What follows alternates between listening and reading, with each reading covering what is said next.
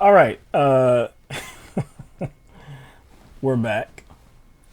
Had a little issue here. Something that has never happened before. No, yeah, electricity just flickered.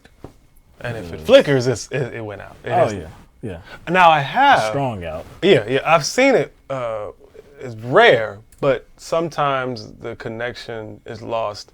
It's only like a split second, so nothing cuts off. But if it's lasts long enough, then it doesn't matter. Everything cuts off. Yeah. That's something that's never happened before in like 3.5 years we've been doing this. It hasn't flickered. Nope. It would have made more sense if it just stayed off. Yeah, no one would have been in the dark looking stupid. Yeah, but then we'd have been like, oh, something happened. Power line, somebody ran into it. Yeah. Test. Yeah.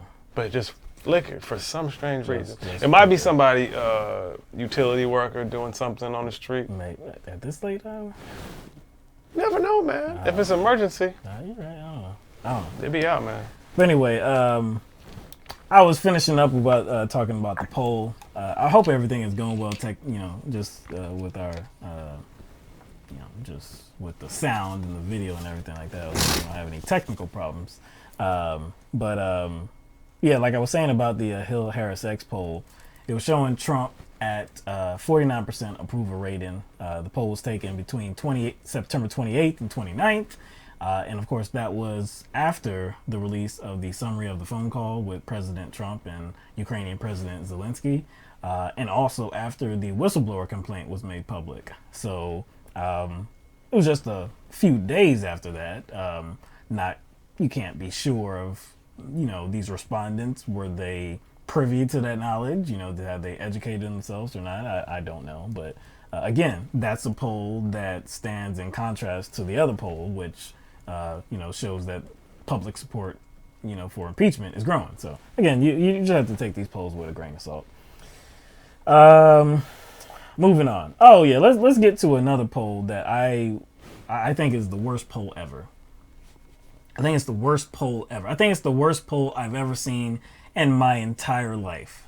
I don't think I can think of a poll that is worse than this poll. But what do you mean by worst poll? You don't like the methodology behind how they gathered, like I guess behind how they gathered the information, how they gathered the data. Do you not like that? No, I hate the responses. The responses make me cringe. So, we're talking about a recent Monmouth poll, recent Monmouth University poll. It indicates that most Republicans do not believe President Trump discussed an investigation into Joe Biden in his phone call with Ukrainian President Zelensky. What's the percentage? We haven't talked about the percentage yet. Oh, okay. We're just talking about most Republicans. It indicates most Republicans do not believe that President Trump talked about an investigation into the Bidens with Ukrainian President Zelensky. So, just 40% of Republicans respondents said Trump, quote, probably did introduce the idea of investigating Biden. So probably did. Probably not did. Definitively. No. He probably did. While 29% of Republican respondents said Trump, quote, probably did not mention an investigation of Joe Biden.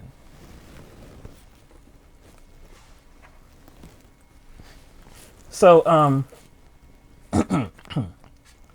something that Mike knows about me. This is something that Mike knows about me, okay? Anybody that has known me for a long time has experienced, has been through many experiences with me. You would know that there's something about me as it relates to stupid information. It takes me a while to process stupid, like really dumb, like really moronic information. It takes me a minute because I can't, it doesn't compute. And that's how I felt when I was reading this poll. Because you don't believe that people would actually answer questions like that. I don't, because again, we're not living in a world before the whistleblower complaint came out. We're not living in the world before the summary of the phone call came out. We're talking about after these things have been released and after it has been discussed many, many times.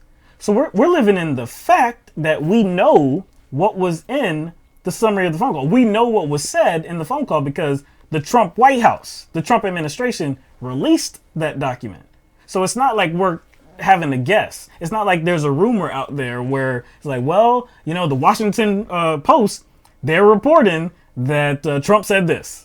Well, it's the Washington Post. You know, we don't want to believe it. CNN. Yeah. CNN reports the same thing. Well, CNN. You know, you think we're going to believe them? Rachel Maddow. Corporate media. Rachel. You say breaking. I say ratchet. Yeah, breaking. Rachel Maddow has a breaking exclusive report. She says President Trump said this, and that on his phone call with President Zelensky. Whatever. I don't trust that chick anyway. You know, let me see it before I actually believe it. Oh, we see it. We see it. And after we see it, Republicans are still saying, he probably didn't do it. After Trump himself released it, or the White House released the summary of the call, and the summary of the call was damning enough. But remember, we're not supposed to look at the summary of the call. No, I guess not. We're not supposed to look at the summary of the call, what Trump was trying to lay out for the president of Ukraine, what he was trying to do. We're not supposed to look at that. So, not only the Republicans kind of, not wanting to look at that. Seems a lot of progressives aren't wanting to look at that either. But I hate to make that comparison, but how would it look if you saw a poll that said 29% of people don't believe fire is hot? I would believe that either one, they haven't experienced the heat from fire firsthand. 29%? That's high. Or two, they haven't seen somebody else experience the heat of fire, so they haven't observed it secondhand. What if I said 29% of people do not believe Janet Jackson's nipple popped out during the Super Bowl halftime show? Okay. 29% of people now said they don't believe that it happened. I would say they weren't watching the Super Bowl. It doesn't matter. There's the internet. Okay, internet. Maybe because we didn't see it live. We didn't see it happen live. Maybe all the people that responded were blind. Maybe they were blind. 29%? Possibly. Maybe this poll could have reached 29%.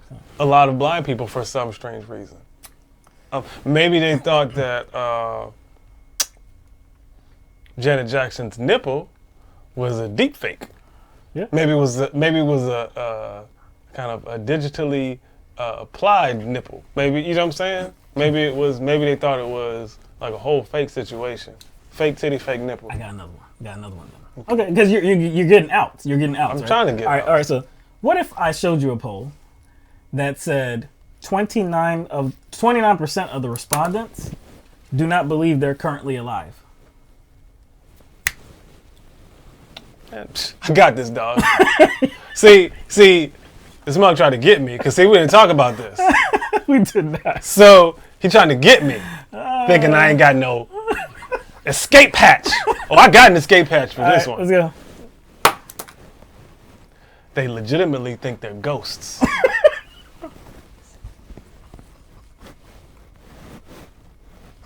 Yeah, got you, son. And that feeling is so far spread, so widespread, that 29% of the respondents said, "I don't believe I'm alive." You got 29% of people. They had one of those. They had an out of body experience, and maybe they never came back. Maybe they don't feel like themselves. See, so they think they're dead inside. So yeah.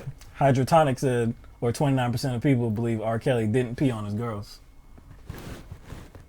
Digital. They can do a lot with, video editing, man. I'm just saying, you can get out of anything.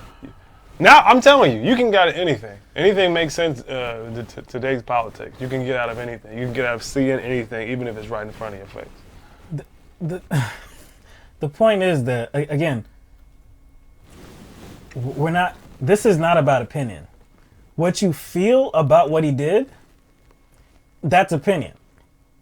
If you feel that you don't have a problem with it, even though it is an illegal act, you cannot solicit the help of a foreign entity to help your campaign. You can't do it. It is illegal. That's fact. Sorry. I mean, that's part of law. That's fact. Did he do it? It's in the phone call strand. Well, it's in the summary of the phone call. If he did do it. I didn't make the words. I'm not even summarizing the words.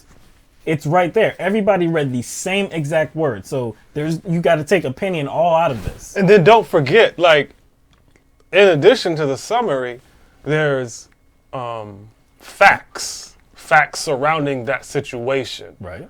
Like that kind of create an entire narrative. So it's not just about the summary of that call. That's true. It's about the timing of Giuliani's trip. That's right. To Ukraine 6 days after Joe Biden announced he was running for president. What else? It's the them electing to store the actual transcript in a secret computer system that is actually not dedicated for a situation like that. Right. Also, the withholding of the aid to Ukraine that occurred just days before the phone call with the Ukrainian president Zelensky. Unilateral. Yes. Unilateral. And not for good reason. They said it was some counteragency measure, some issue, which the State Department and the Pentagon did not understand. But hey, he's the president. We got to withhold it. Okay. Yeah, they didn't even give the State Department an answer. They said, okay, we're going to release it. Mm-hmm. We're going to release it. But they never gave the State Department an actual answer as to why they were holding it, or Trump was holding it. So again, it's not just a phone call; it's the entire picture. You know how disturbing it is. I don't care I don't care if you're biased. I don't care if you want to root for your home team and the blue team or the red team. I don't care if you want to do any of that. But to ignore words, Trump's own words, to act like Trump didn't say the words that you read. Oh, well, I read Trump said these words, and Trump is the one that put this out, but I don't believe he said it. I think you missed one, though. I think you missed one. Because you said you don't care if people want to root for their team. Yeah. Root for the blue team, root for the red team. Mm-hmm. I'll add one other in there. It doesn't matter who you want to root against either. True. That's true. The facts are the facts are the facts are the facts are the facts are the facts, no matter who you want to root against. That seems to be the problem we're having. Yeah, Bernie Sanders. Let's talk about Bernie Sanders for a moment.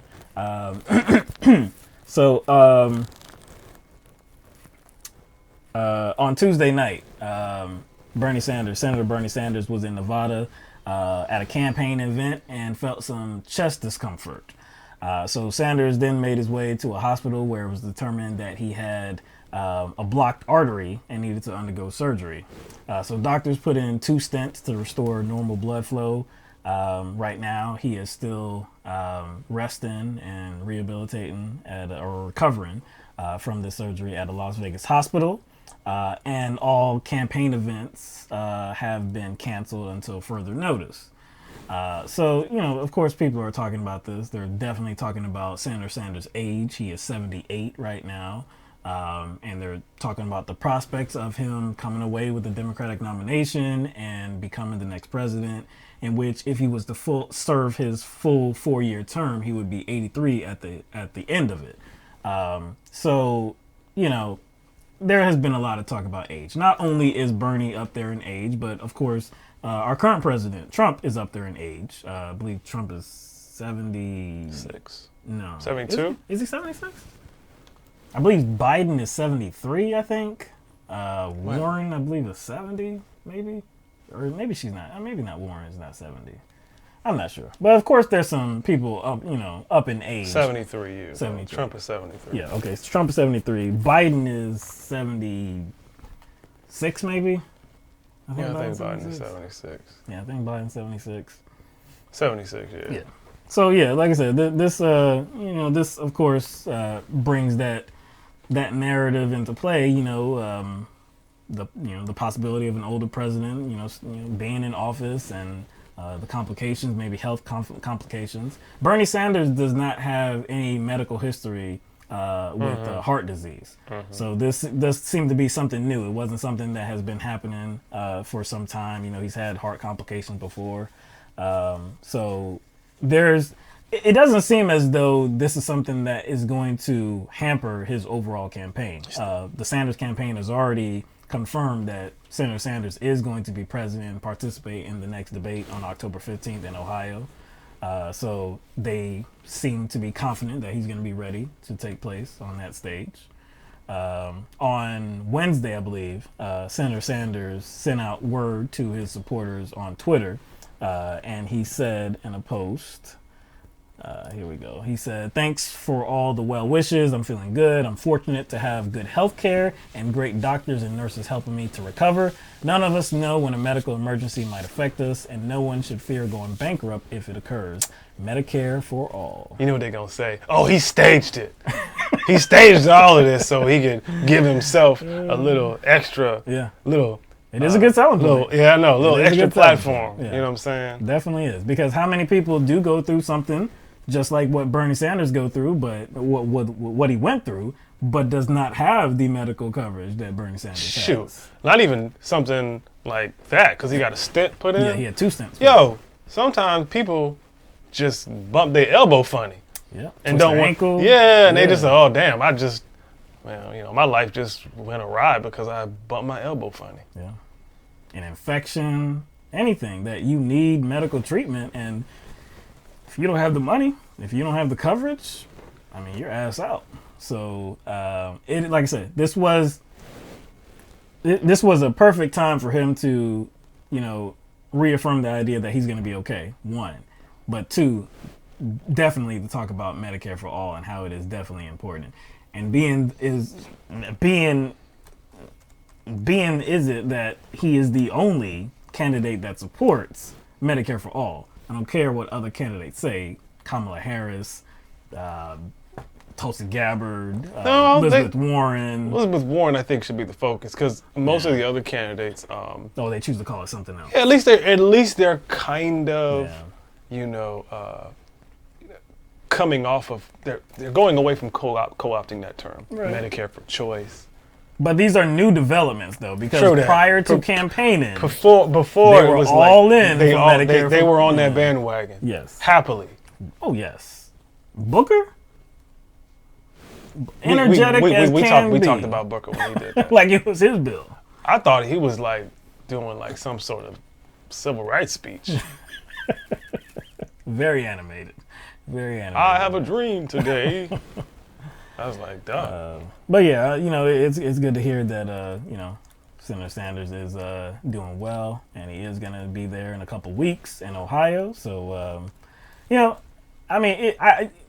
any procedure like this is definitely serious. Of course, it's surgery. You have to go in and do something around the heart and relieve pressure or allow blood flow to operate normally. It's a serious procedure, but it's not as though that procedure means that he's not going to be able to, perform, his duties as a senator or president of the United States. Yeah, right now, I guess all the candidates are putting out a lot of energy right now. Because the campaign trail is very stressful. Yeah, of course.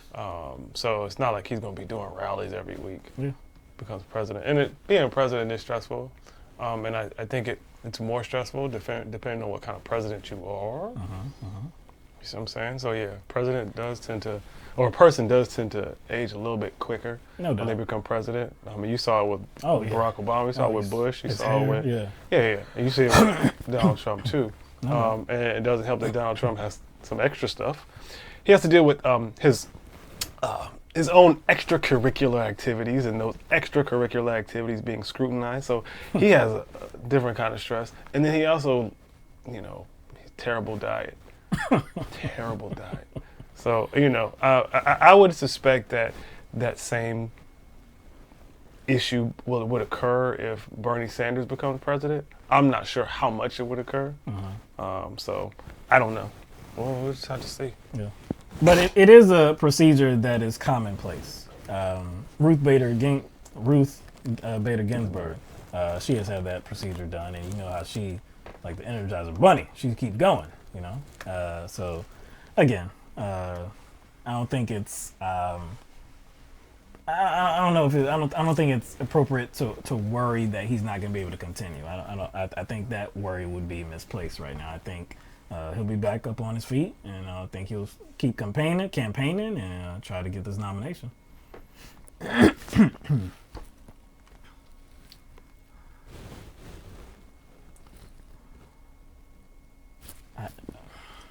don't even know. I don't even know. Yeah, I know. I was like, you read that right. He said he wants to, Trump to issue executive order protecting Americans from Medicare for All campaign proposals pushed by Democrats.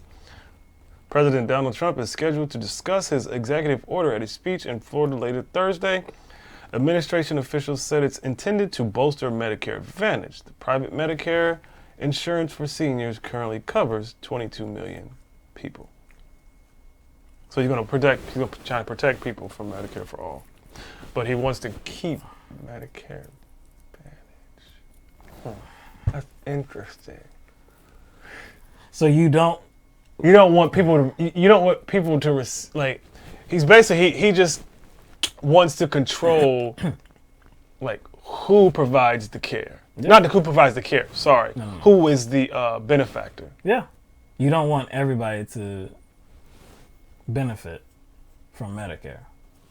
Medicare's good for you. You like Medicare. But if Medicare is extended to everybody, you hate Medicare. You gotta protect people from that. Weird. That's weird. So it's only for a select group of people. Nobody else can access that. If anybody else accesses so wouldn't that mean he's not protecting them? It's the boogeyman. Wouldn't that mean he's not protecting them? How could you even do that? I mean, an executive order. Dude, the goal is to get you out of office. What is that executive order going to do if you lose the election? It's going to do nothing. And everybody knows that Medicare for All is not going to pass with this Republican Senate. So what is an executive order going to do?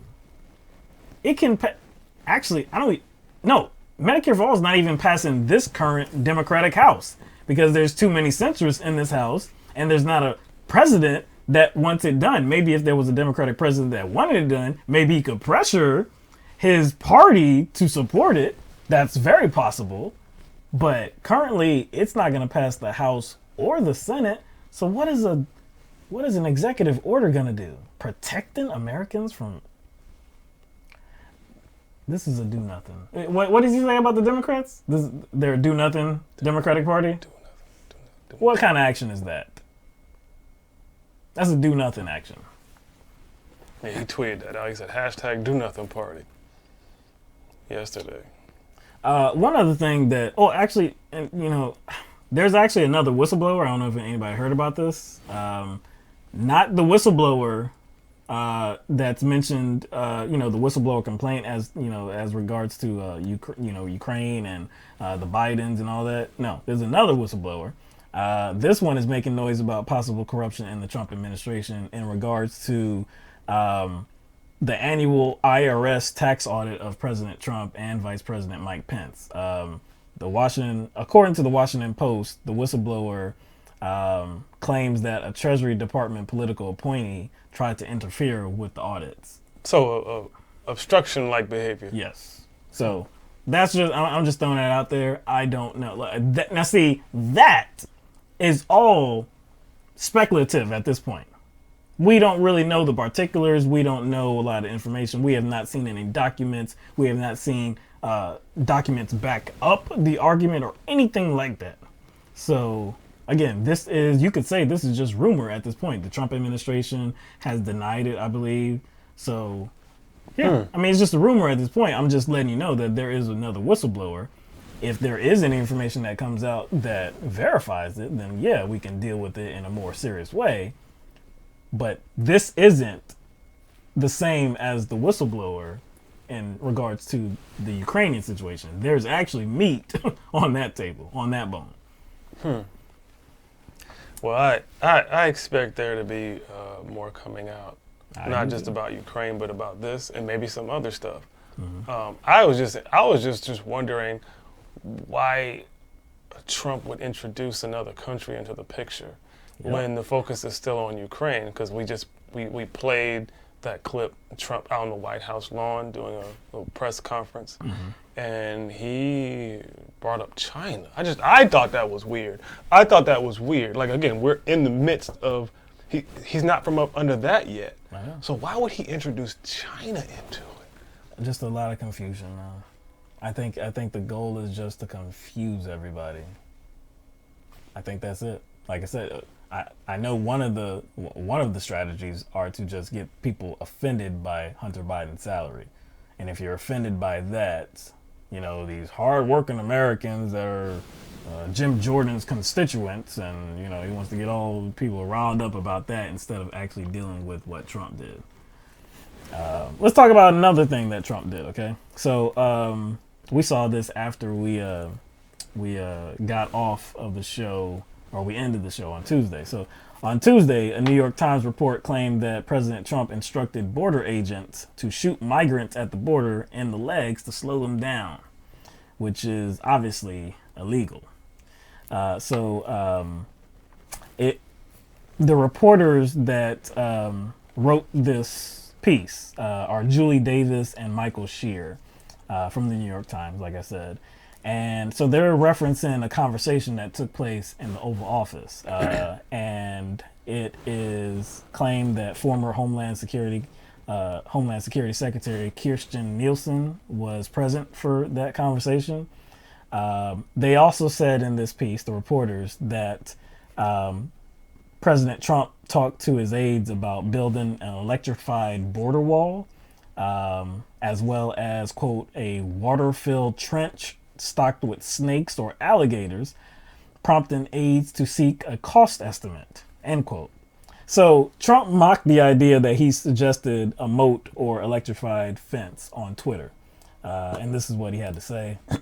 Now the press is trying to sell the fact that I wanted a moat stuffed with alligators and snakes with an electrified fence and sharp spikes on top at our southern border. I may be tough on border security, but not that tough. The press has gone crazy. Fake news. Now, one thing that President Trump did not specifically deny in his words there were the allegation that he instructed border agents to shoot at migrants. I thought that was pretty interesting. I thought that was pretty interesting too. How I was like, wait a second, you pushed back about those other allegations, but you didn't push back about the shooting in the legs. Did not. And actually, this would be, I think it's according to these two reporters, this would have been the second time that he kind of raised that idea. And I don't think it's, of course, I don't think there's any proof that he actually said these words. I don't think there's hard evidence that he said these words. Would I be surprised if he said these words? No. Publicly, at one point, Trump talked about treating migrants, throwing rocks. He talked about treating that as them having firearms. And so if they had firearms, then border agents would be able to fatally shoot them. So he did talk about that openly. So if he's talking about that openly and publicly, then I don't think it's, beyond the pale to claim that President Trump suggested that shooting migrants in the legs to slow them down is too far-fetched. Now, he's definitely getting criticism for this, and I agree, it's warranted. But who also is getting the criticism for this are the reporters, the New York Times reporters. Apparently, the reporters Michael Shear and Julie Davis, the described conversations taking place in the Oval Office occurred in March of this year. So it seems as though they sat on this information for months to benefit themselves financially. See, these two reporters have a book coming out next month.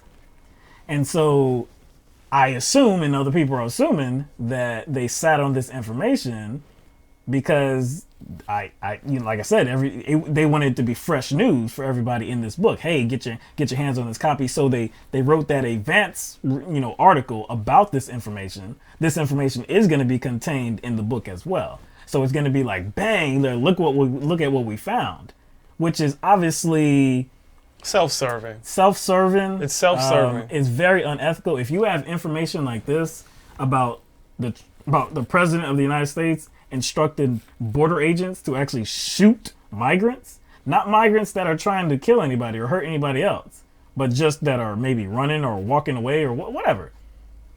Yeah, okay. The object is you have to capture them. Okay. If they're actually running away or whatever, you have to go capture them. Okay, I'm good with that. To shoot them in the legs to slow them down is obviously criminal. And they had this information, but chose to sit on it, again, to enrich themselves. That is disgusting. That's despicable. So they are getting a lot of heat on social media for that. People are instructing other people not to buy this book. Don't let them, just... yeah, because regardless of whether it's true or... Yeah, exactly. Regardless of whether it's true or not, it kind of shows that they're not,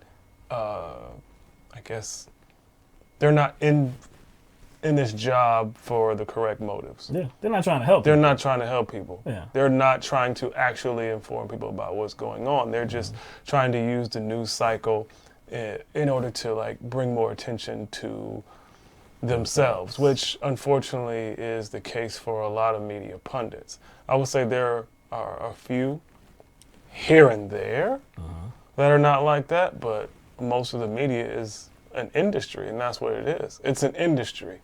So there's nothing wrong with profiteering on this. There's nothing wrong with profiting off of being a news guy, newswoman, journalist. A journalist. There's nothing wrong with having a platform. There's nothing wrong with us wanting to make money off of this. There's no problem whatsoever. But if you have information like this, where the president, the highest executive in the United States of America, is trying to injure, put bullet holes in migrants at the border because you just want to slow them down. You're talking about criminal activity. And if you have enough information to actually, suggest that it's true, if you have proof or whatever. If this is on good authority that this information is correct, then you owe it to the public to spread the information. As a journalist, you owe it to the public. But see, they want to maintain their access. New York Times is kind of known for that. Yeah. They want to maintain their access to the White House. So they walk that fine line between criticizing whatever administration is in power at the time. They walk that fine line between kind of holding them accountable and still maintaining their access to that administration so they can get information like this. In this case, they're abusing their access. Not abusing their access, towards the Trump administration, but abusing their access as it has to do with the public that is supposed to be receiving information from the access that they have to the White House. Right. I guess it does look bad to the White House, but it doesn't look as bad now because it's coming late and it makes them look bad. So there's no evidence that this actually took place. I think, can't be sure. I think the reporters said in their piece that the agents kind of pushed back on this idea, which I think anybody would. Yeah. Most people probably push back on the idea of shooting migrants in the legs. When they're not going to go that far. You. They're not going to go that far for Donald Trump. And quite frankly, I don't think it changes a lot whether the story is true or not. It doesn't change a lot about what we know about Donald Trump and how he sees those people who are seeking asylum, or he sees immigrants. It doesn't really change much whether it's true or not. It would just add, if it's true, it would just add to it would add to what Trump already is. I think this adds more to the argument that after Trump is done in the White House, after he is ousted, the Republicans are going to try so hard to run away from him. I think it adds more to that argument. And I think more information will come out like this, stuff like this will come out. And it will come out from Republicans as well. Like, oh yeah, we could see, we tried to stop this stuff right here, and we just couldn't, Oh, that's what's going to happen. They're going to slowly try to distance themselves from it, but it's going to be interesting to see what they do. It's not going to work. It's not going to work. It can't work. Because Trump's not going away. Even if he goes out of the White House, he's not going away. He still has his Twitter account. He ain't going away. He's not going away. He ain't going away. I wonder if he tries to hold on to his POTUS Twitter handle. Like, nah, it's mine. He uses it, but he uses the real Donald Trump more. The most, yeah. But he might just want to be, nah, I'm keeping it. He is most definitely not going away. It doesn't matter if he is kind of steps down because of all of the mounting scandals, or if he just loses in 2020. He's not going away. Nah, he's not going away. Again, that poll really perturbs me. People are questioning whether Donald Trump did what his own summary of the phone call said he did. There are still things that are illegal within the corrupt system we live in. That's the takeaway from this Trump-Ukrainian scandal, this Trump-Ukrainian issue. There are still things that are illegal even when our system is corrupt. So it's not really a good argument for people to make to say, well, our whole system is corrupt, so, it's not going to change anything if we impeach Trump or Trump goes down for this or anybody in his circle goes down for this. There are still things that are illegal and criminal activity that should be addressed, even though we live in a corrupt system. And guess what? Even though maybe the opposition party may be a little corrupt themselves. We want justice wherever we can have it. Doesn't matter if it's on the left, doesn't matter if it's on the right, doesn't matter if it's right down the middle. We want justice wherever it needs to be had. Trump engaged in some, I think, illegal behavior. Definitely it abused his power. Definitely. Oh, that doesn't matter though, because Democrats are. That doesn't matter. Democrats are bad. Democrats are bad. Trump. Democrats are an establishment party. Yeah. They're a corporate party. They don't really, care about the people. So. I had somebody tell me something like that. We should. It doesn't matter what criminal behavior happens. Actually, from this point on, from any party, not just the Republican Party, that's the position I'm going to have and I'm going to stick with and I'm going to throw in your face from this point on, because that is the precedent that many of the people who watch the show have set, and a lot of people who don't watch the show have set, that we just want to let any criminal activity or any corruption go on simply because we don't live in a perfect situation. I'll ask anybody right now. I already know you can't answer this question because it's hard to think this far ahead. But who is going to check who? Who can check who? That's my question. Who can hold who accountable in a system where everybody is corrupt to a degree? That's my question. Because that is the system that is. That is the system. Do we have corrupt another? On both sides. So do we have another system, some sort of third party that has some sort of authority over this country, this government, that can just step in? And the good guys, the pure good guys. The pure good guys. Like, well, who's on the outside coming in to clean up all of this?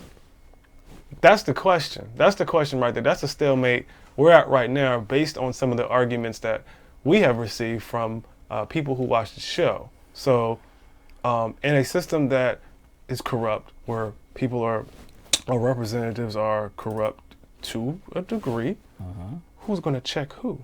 Because apparently you got to be perfect. Yeah. You got to be perfect. That's essentially what you're saying. You have to be perfect. Somebody told me when I was engaged in the conversation about this issue, they told me, well, address the Bidens first and then we talk about Trump. Address the Bidens first and then we can talk about Trump. This whole thing started because of Trump's actions. Not like You don't. Okay, all right. So okay, let's address the Bidens. Let's address the Bidens. Okay, what do you want to talk about with the Bidens? Okay, well they're obviously corrupt, and he was getting $50,000 a month, and Biden withheld $1 billion. Okay, you good? Because I can't do anything about that, and it doesn't seem like anybody can do anything about that because it doesn't seem as though there was anything criminal there. You can talk all day long. You can scream it. You can shout it. You can whisper it. You can do whatever you want to about how it looks bad and you can't stand the activity. And I'm right there with you. You can talk all day about that. But what did the President of the United States do? Did it just look bad?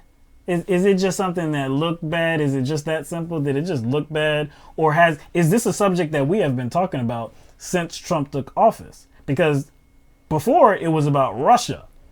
Everybody hated that argument. Not everybody, but a lot of people hate that argument. Oh, look at this. Nobody wants to talk about Russia. Look, this is a scam, you know what I'm saying? This is a coup. This is fake. This is fake news. This and that is a hoax. All of this, right? Trump did not collude with the Russians. It would be not, if he did, yeah, it'd be illegal.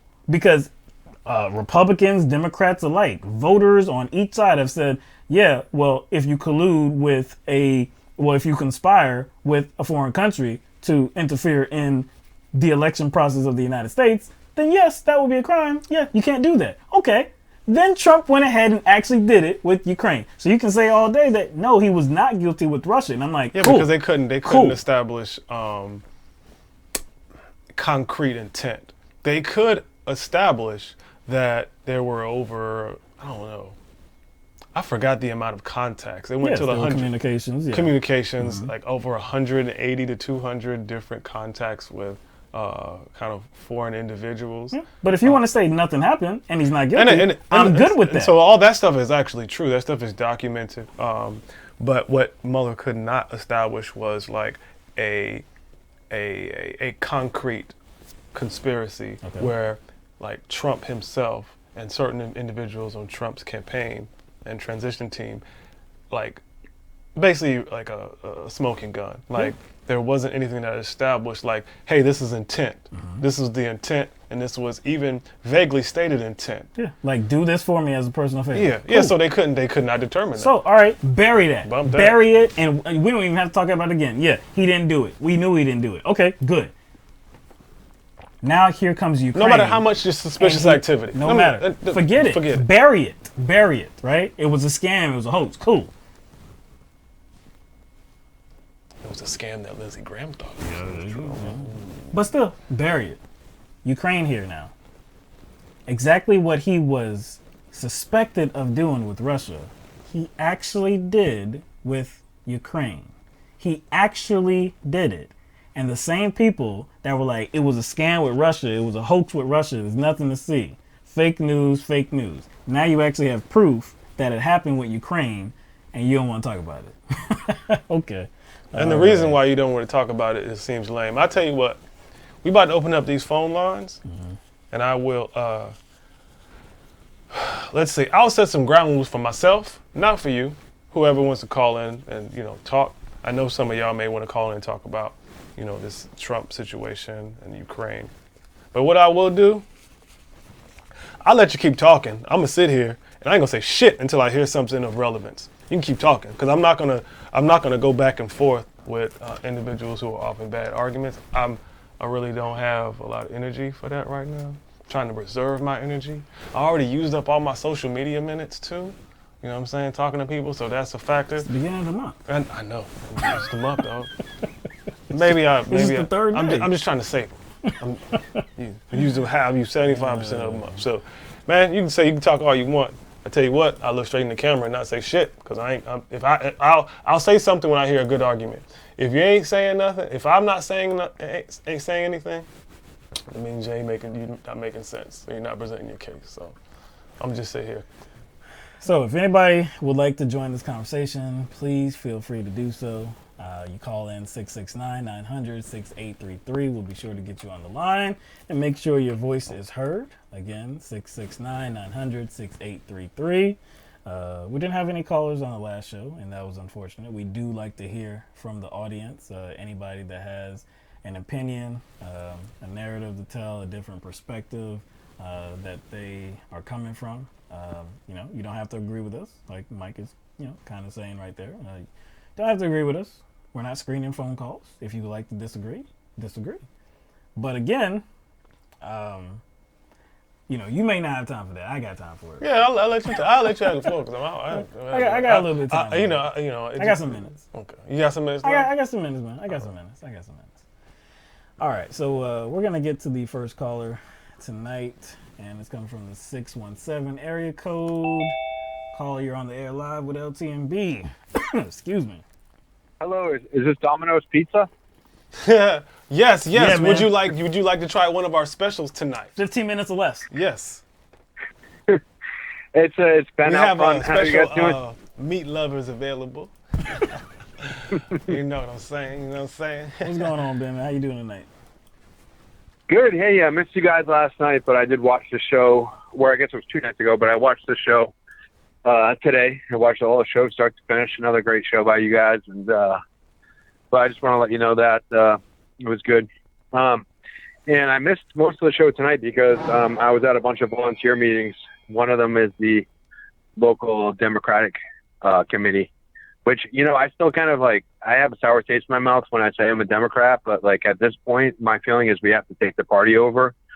So I'm, trying to do that firsthand at a local level, just kind of go there and make sure nobody's talking about Biden or Klobuchar or anybody like that. So, one thing I wanted to say about the Trump's argument, he really looked like a child when he was trying to, mouth off to that reporter, and he was basically saying you're rude and you're an idiot and all that. But then you kind of listen to what Trump says, and if you just took his word for it, it almost seems like he didn't do anything wrong. But the reason I know he actually did something wrong, there's a few reasons. Number one, Rudy Giuliani, it's every time he gets on TV, he starts to quiver and he starts showing his phone and saying, even when he's on Fox, they're like, you're not going to testify, right, Rudy? And Rudy's like, well, it depends. If they let me use some of the video that I have and some of the charts and graphs that I've already made, then, I might testify. And then you have Mike Pompeo, who denied that he knew anything about the call, or if these people if they knew that they didn't do anything wrong, they would say, of course I was on the call and it was a perfect call. President's right. And so they're like, no, I don't know anything about it. I don't know. Right. Yeah, Pompeo said he didn't see the so-called report, but then Say he knew nothing about it. Nothing. You know why? He didn't have to know anything about the report, but the reason is because he was on the call. I think that the interview he did was, I forgot the woman, but it was with This Week. Yeah, Martha McCallum, I think. Yeah, she just asked him a straight up question, and about the whistleblower complaint as well as the transcript or the summary. He was like, but he was stuttering his ass off. He was stuttering his ass off. He said, well, I have no clue about the report. And that's actually fine. It would have been honest for him to follow that up with saying, I haven't seen the report, but I was actually on the call and I didn't see anything improper with the call. He didn't say that there because he knew he was on the call. And if he said that right there, then he knew he would have been caught. But it came out a few days later that, guess what? He was on the call. And he admitted that. He admitted I believe that yesterday or the day before, he admitted that, yes, he was on the call. And as far as what was done with the transcript, he had something to do with it as well. Putting it in a computer program that is only designed for matters of national security. And you think a former CIA director and current Secretary of State had nothing to do with that, with the way that transcript was hidden? Can get out of here. And then the argument that he made, just quickly, the argument that he made about, he actually said that we have to protect our elections, but in doing so, he pointed to the Biden's activities. Like if you want to criticize the Biden's activities and say that they were obviously corrupt and they were bad, look, this and that, cool. But what the hell does the Biden's activities have to do with protecting our elections and making sure that foreign governments do not interfere with our elections? That's an argument that we are making when we're talking about Trump's actions, not Biden's. Well, that didn't even make sense. Yeah, that didn't make sense. You know, like there's so many reasons to impeach this guy, like the emoluments clause, like he's having Pence stay at his place in Dublin 3 hours away in Ireland. That right there is enough to get this guy out of office. And that's my opinion. And that's also the legal definition. Yeah. So I think when you ask the people about, you know, should this guy be out of office in like 40% at first, and then like over 50% now, I think that he should. It's not because of this clown, Nancy Pelosi, who's been basically forced kicking and screaming to do this. She started out, you know, her speakership passing PAYGO as her number one priority. She puts in PAYGO. Right. And we all said, that's some BS right there. And we said to Pramila Jayapal and I think Ro Khanna and some other people who were supporting it, like, we need to fight back against this woman and, like, you know, say that this is a travesty what she's doing. And now I'm sure you guys probably already covered it. The whole thing about all these badass chicks who are the like the former CIA and former military who were in the Democratic Party and were like the last on board for impeachment, and now they're getting stories written about them about how like they're like the Squad 2.0. Yeah, that is the weakest. I can't believe that, you know. And you know, I look at you, Mike and Will, you know, and I've told you guys before, I'm like mid-30s. I'm white, you know. I'm from the North. You guys are you know, black. You're from the South. Like, people would tell us that we have nothing in common, but I can tell you, I see eye to eye with you guys on about everything. So, what it is we have so much commonality between us. Maybe we have different ways that we like to, like, you know, I don't know, different music, different food, different like things we like to wear, whatever it is. But from a moral and ethical standpoint, we see things, we talk about things in exactly the same way. And our enemy is Nancy Pelosi. It's Joe Biden. It's all these people who are in Congress. It's everybody in the news. So when they say like fake news and stuff like that, whatever, it's like, we are the 99%. We need to be united 100%. We need to get the word out. You know, like you guys doing this show, I really respect it. I enjoy it. And like we need to kind of say who we are, where we come from. We're all so different, but we all have common needs. And what we're going to get divided over, you know, people will say, well, you know, I don't like all these like feminazis. I don't like all these Black Lives Matters people. I don't like all these Bernie bros. Like, we all need to realize we're getting played, and it's time to shut down the Biden and the Trumps and the Clinton. Agreed, man. Man, we've been talking about that for so long. The only issue is how to get that done. You know, how do we get that done? What are the steps that would actually make that happen? Like you said, we all have commonalities. I've talked about demagogues. I think demagogues play a very large role in maintaining the division between people. And, you know, in today's world with the internet and so many platforms accessible to so many different types of people, and you know, for them to get their words out, for them to get their hate speech out, and like I said, keep the division exactly where it is, or even try to grow it. I just don't know. Like, what are the steps, again, to bring us together as a people? Well, those demagogues are propped up by corporately funded think tanks. Yeah. And so they get paid to spread stuff like that. So we have to deal with, essentially, capitalism. That's what we have to deal with first. Well, Ben? You know, eventually... Yeah, no, you're right. It's eventually what's going to happen is we're all going to bottom out. It's going to get to the point where we're all going to bottom out, and things are going to get so bad in the country that we're going to have basically a revolt. And that's kind of like we're only like one or two steps away from it right now. I mean, you have like these poor people, like we've talked about McDonald's workers before. They work their hinds off, and like they work so hard they don't get any respect, and they're expected to save money and get a new job. Like, you can't afford to go to school. You can't take a day off from work to go on an interview. You're living hand to mouth. And at a certain point, you know, it's going to bottom out. And I'm hoping that, you know, it bottoms out like hopefully soon. I mean, Like at this point, if Elizabeth Warren gets into office, it's going to be 1,000 times better than Trump. But it's not going to be what we need. It's not like we need universal health care. It's disgusting that we have people in this country rationing insulin and dying because a corporation wants to hold a patent on insulin. It's unbelievable that we can't say that we're going to support kids going to school and send them to college and let them learn as long as they're keep learning, as long as their head is still filling with knowledge and they're going to contribute to society. Let's encourage that. Let's support that. And everything is, we're all just here to get, a buck made off of us. The corporations, their only goal is to make profit. And once you say, you can't bleed a stone, if you're going to keep making profit at the expense of all of us and the resources keep on getting limited and limited, and we're all in debt, we're all just living hand to mouth, eventually, we're gonna shut it down. And I think we're really close. But then you have, so many people trashing Bernie Sanders and not realizing that he's exactly, at least like for the president, people who are running right now, he's pretty much the answer for what we need. He's not trying to be like a stepping stone. He's not trying to build a party. He's trying to build, I do believe it's a revolution that he's trying to build.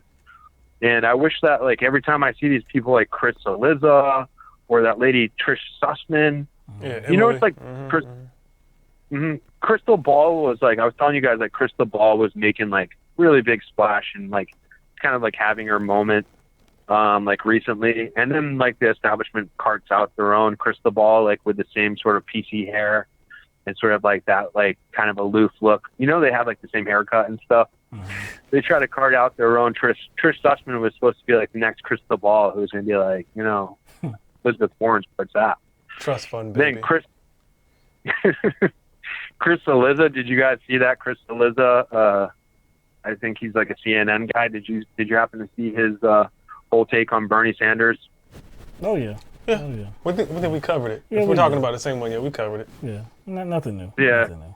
Yeah, when he sent the article, I saw the headline. Didn't even see who wrote it. I already knew who wrote it. True that. I saw like the link, and I saw the screenshot of what do you call it, thumbnail. I already knew who wrote it. True. Well, Ben, your thoughts. Your points are well taken, man. We always appreciate you calling in and delivering some insightful comments, man. I can't say it better than you. Like I said, you said there's a lot of commonality between us, and it wouldn't just be automatically assumed based on where we live, what we look like. But this is the same way with a lot of people across the country, and the goal is just to, I guess rally more people. Get us all together, and you said the 99%. If we actually understood that, then we could actually make some noise politically. We could make some noise with legislation. We could actually make some noise because we have the power. But again, the goal is to find the right steps to make that possible. So, we just got to do that. But appreciate your call, man. Well, I appreciate you guys. Yeah, and I'll be tuning in for the rest of the show. So you guys be well and take care. Thank you, man. Appreciate you, calling. man. Have a nice night, bro. All right, there you go. Bye. Sorry, we ain't got no pizza for you, though. All right, we're going to go to the 218 area code. You are on the air live with LTMB, 218. Hey, guys, it's Christopher, Artificial Morphos Man. What's up? Christopher, nice to talk to you, man. How you doing tonight?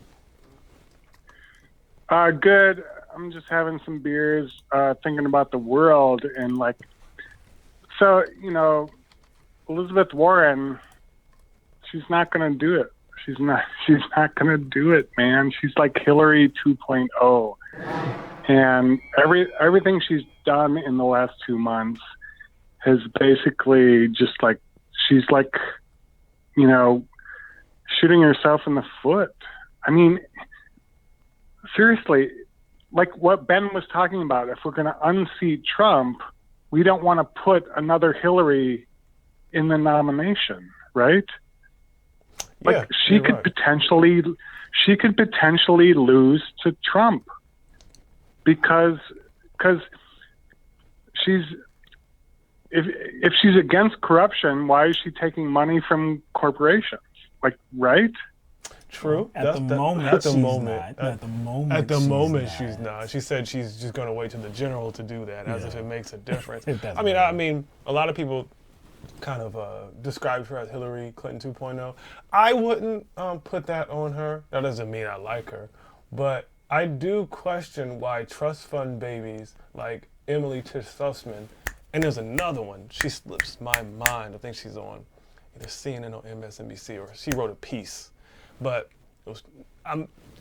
people need to question why there are members on a corporate network, specifically trust fund baby types, that are advocating for Elizabeth Warren. If that doesn't cause, people to raise questions about Elizabeth Warren, then I don't know about them. It just doesn't make any sense.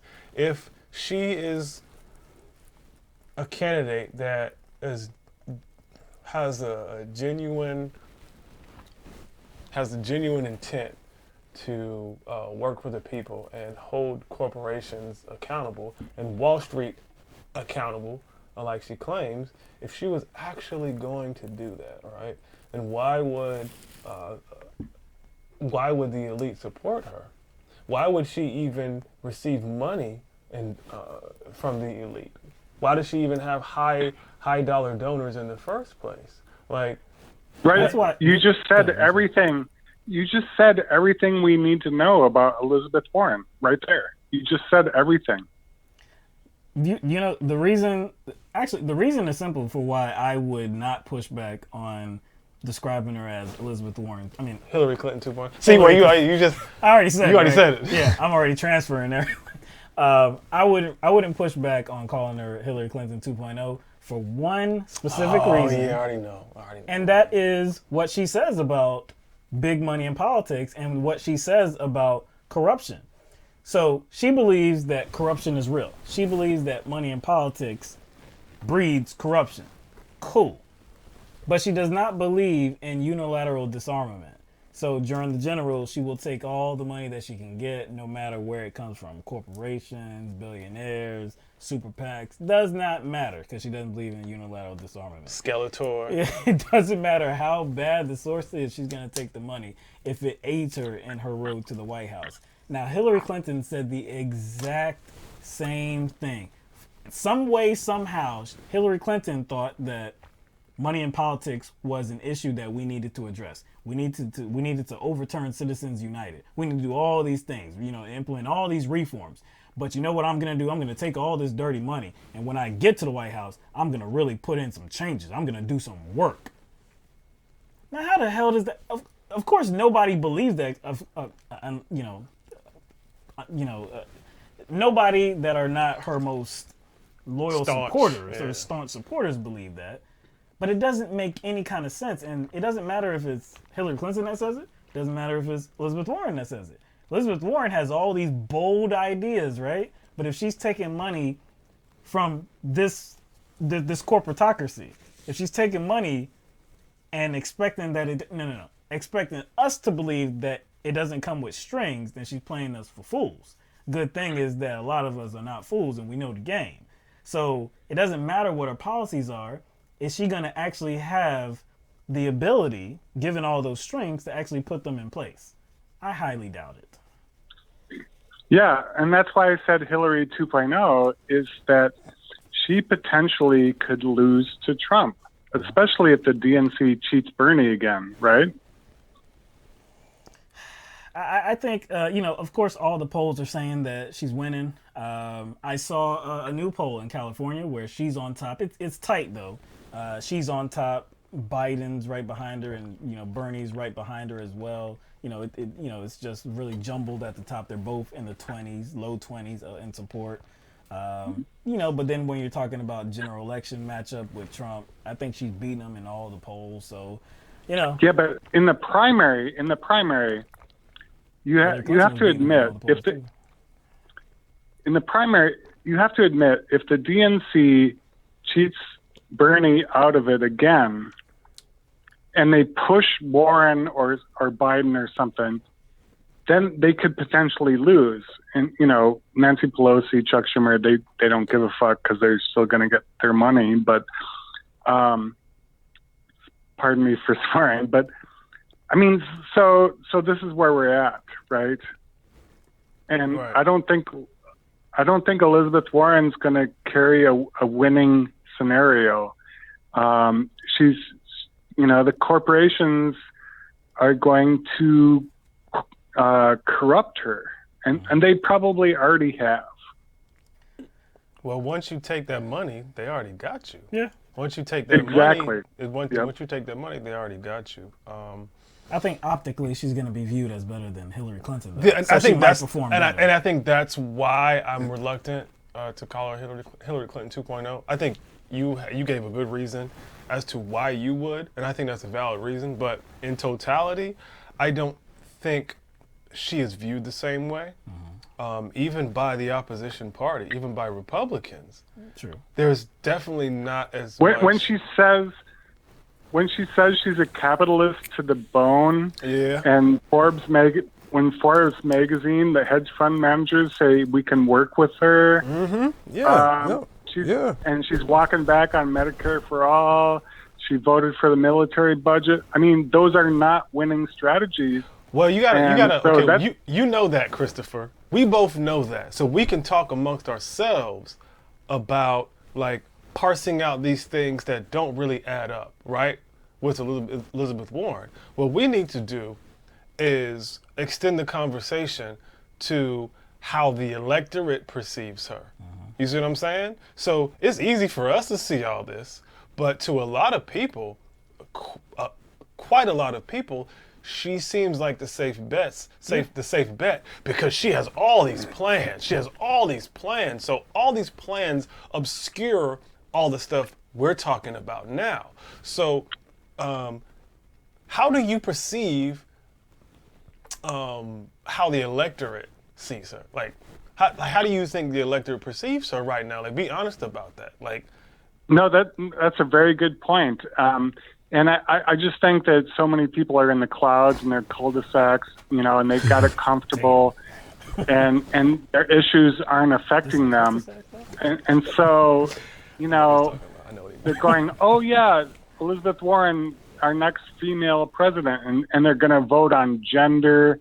They're going to vote, with a centrist attitude, like my parents said, oh, but Bernie, can he get that passed in the Senate? It's like, we don't have time for this bullshit. That's true. If Bernie gets in the White House, there's going to be overwhelming support globally, and we will get things done. We'll get the Senate. We'll get these Justice Democrats. We'll get more squad people in.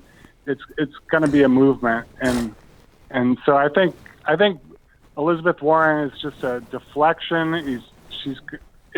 She could have endorsed Bernie, but she didn't, and she could now, and it would be a sure victory, but she's not.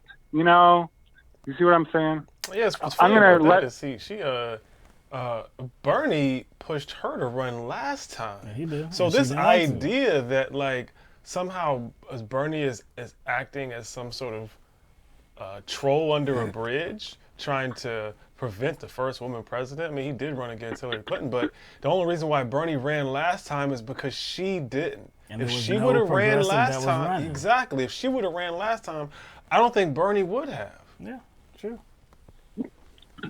Anyway, great to talk to you guys. Love your show, and your analysis is spot on. And I'll let some other callers get in. All right. Oh, We appreciate you man. calling in, Christopher. But before you go, if you still, no, he's not there. But look, I just want to let you know, can't just have you dissing cul-de-sacs on the show. Like, I mean, What did cul-de-sacs ever do to you, exactly, man? You just dissing cul-de-sacs on the show. I mean, I don't. It's too far. It's too far, man. I think you owe cul-de-sacs an apology. You can diss hacky sacks. I'm saying. You can diss hacky sacks. You can diss nut sacks, but don't diss cul-de-sacs. cul-de-sacs, man. That's Man, a bridge too far. bridge too far. Can't have that, man. All right, 540. You're on the line with LTMB. Hello? Hello, 540. Yeah, hey, it's Smitty. Smitty, what's going on, man? How you doing? Hey, guys. I just wanted to bring this conversation back to where it should be on religion.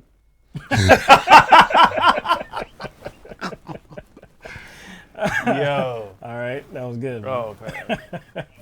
Yeah, So, without getting into all the millions of details in any particular, doctrine and whatnot, but just what do y'all think about, like life after death and like the mind not, being like made of spirit and not like from the brain and shit?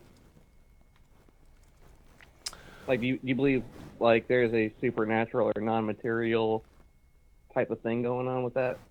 okay, what supernatural just means something beyond the natural. That's really all it matters. It's kind of how like we take these words and we kind of loosely use them without even examining what they mean, and maybe establishing some sort of extraordinary meaning to them when it's just actually should be a part of our language. So if you're just talking about supernatural, you're just talking about things that are above the natural. And usually when people refer to supernatural things, it's just things that we can't explain. And there are a lot of things about our consciousness and about our bodies in general, about our biology, that we can't explain. And sometimes we like to fill that gap in with fantasies and stories and theories because we don't have the answer yet. And when human beings advance in society, we get those answers. But unfortunately, sometimes people just retain those old myths and those old ideas they had when we didn't have answers to those things. Is there something beyond this? I don't know. I really don't know if there's something like a world beyond this. Does our consciousness go somewhere? What is consciousness? What is spirit? What is any of that stuff? So I think we have to have a conversation about how we even define those things first, and what does that even mean on earth? You know what I'm saying? So if you're just talking about religion in general, we're just talking about doctrine. And usually if you're talking about doctrine, you're talking about doctrine that is filtered through human beings. Now, they say they get it from some sort of higher power, but I don't know. I don't know what that higher power is. You say you're talking to a higher power.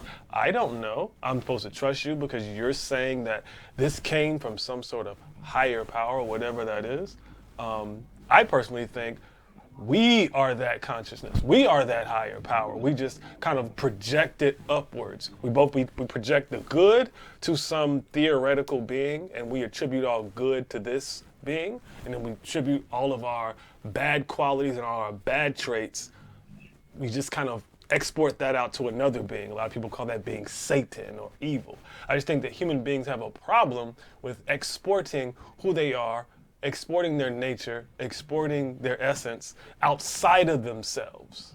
I think that's the main problem I have with religion, because everything starts outside of the human mind and the human body.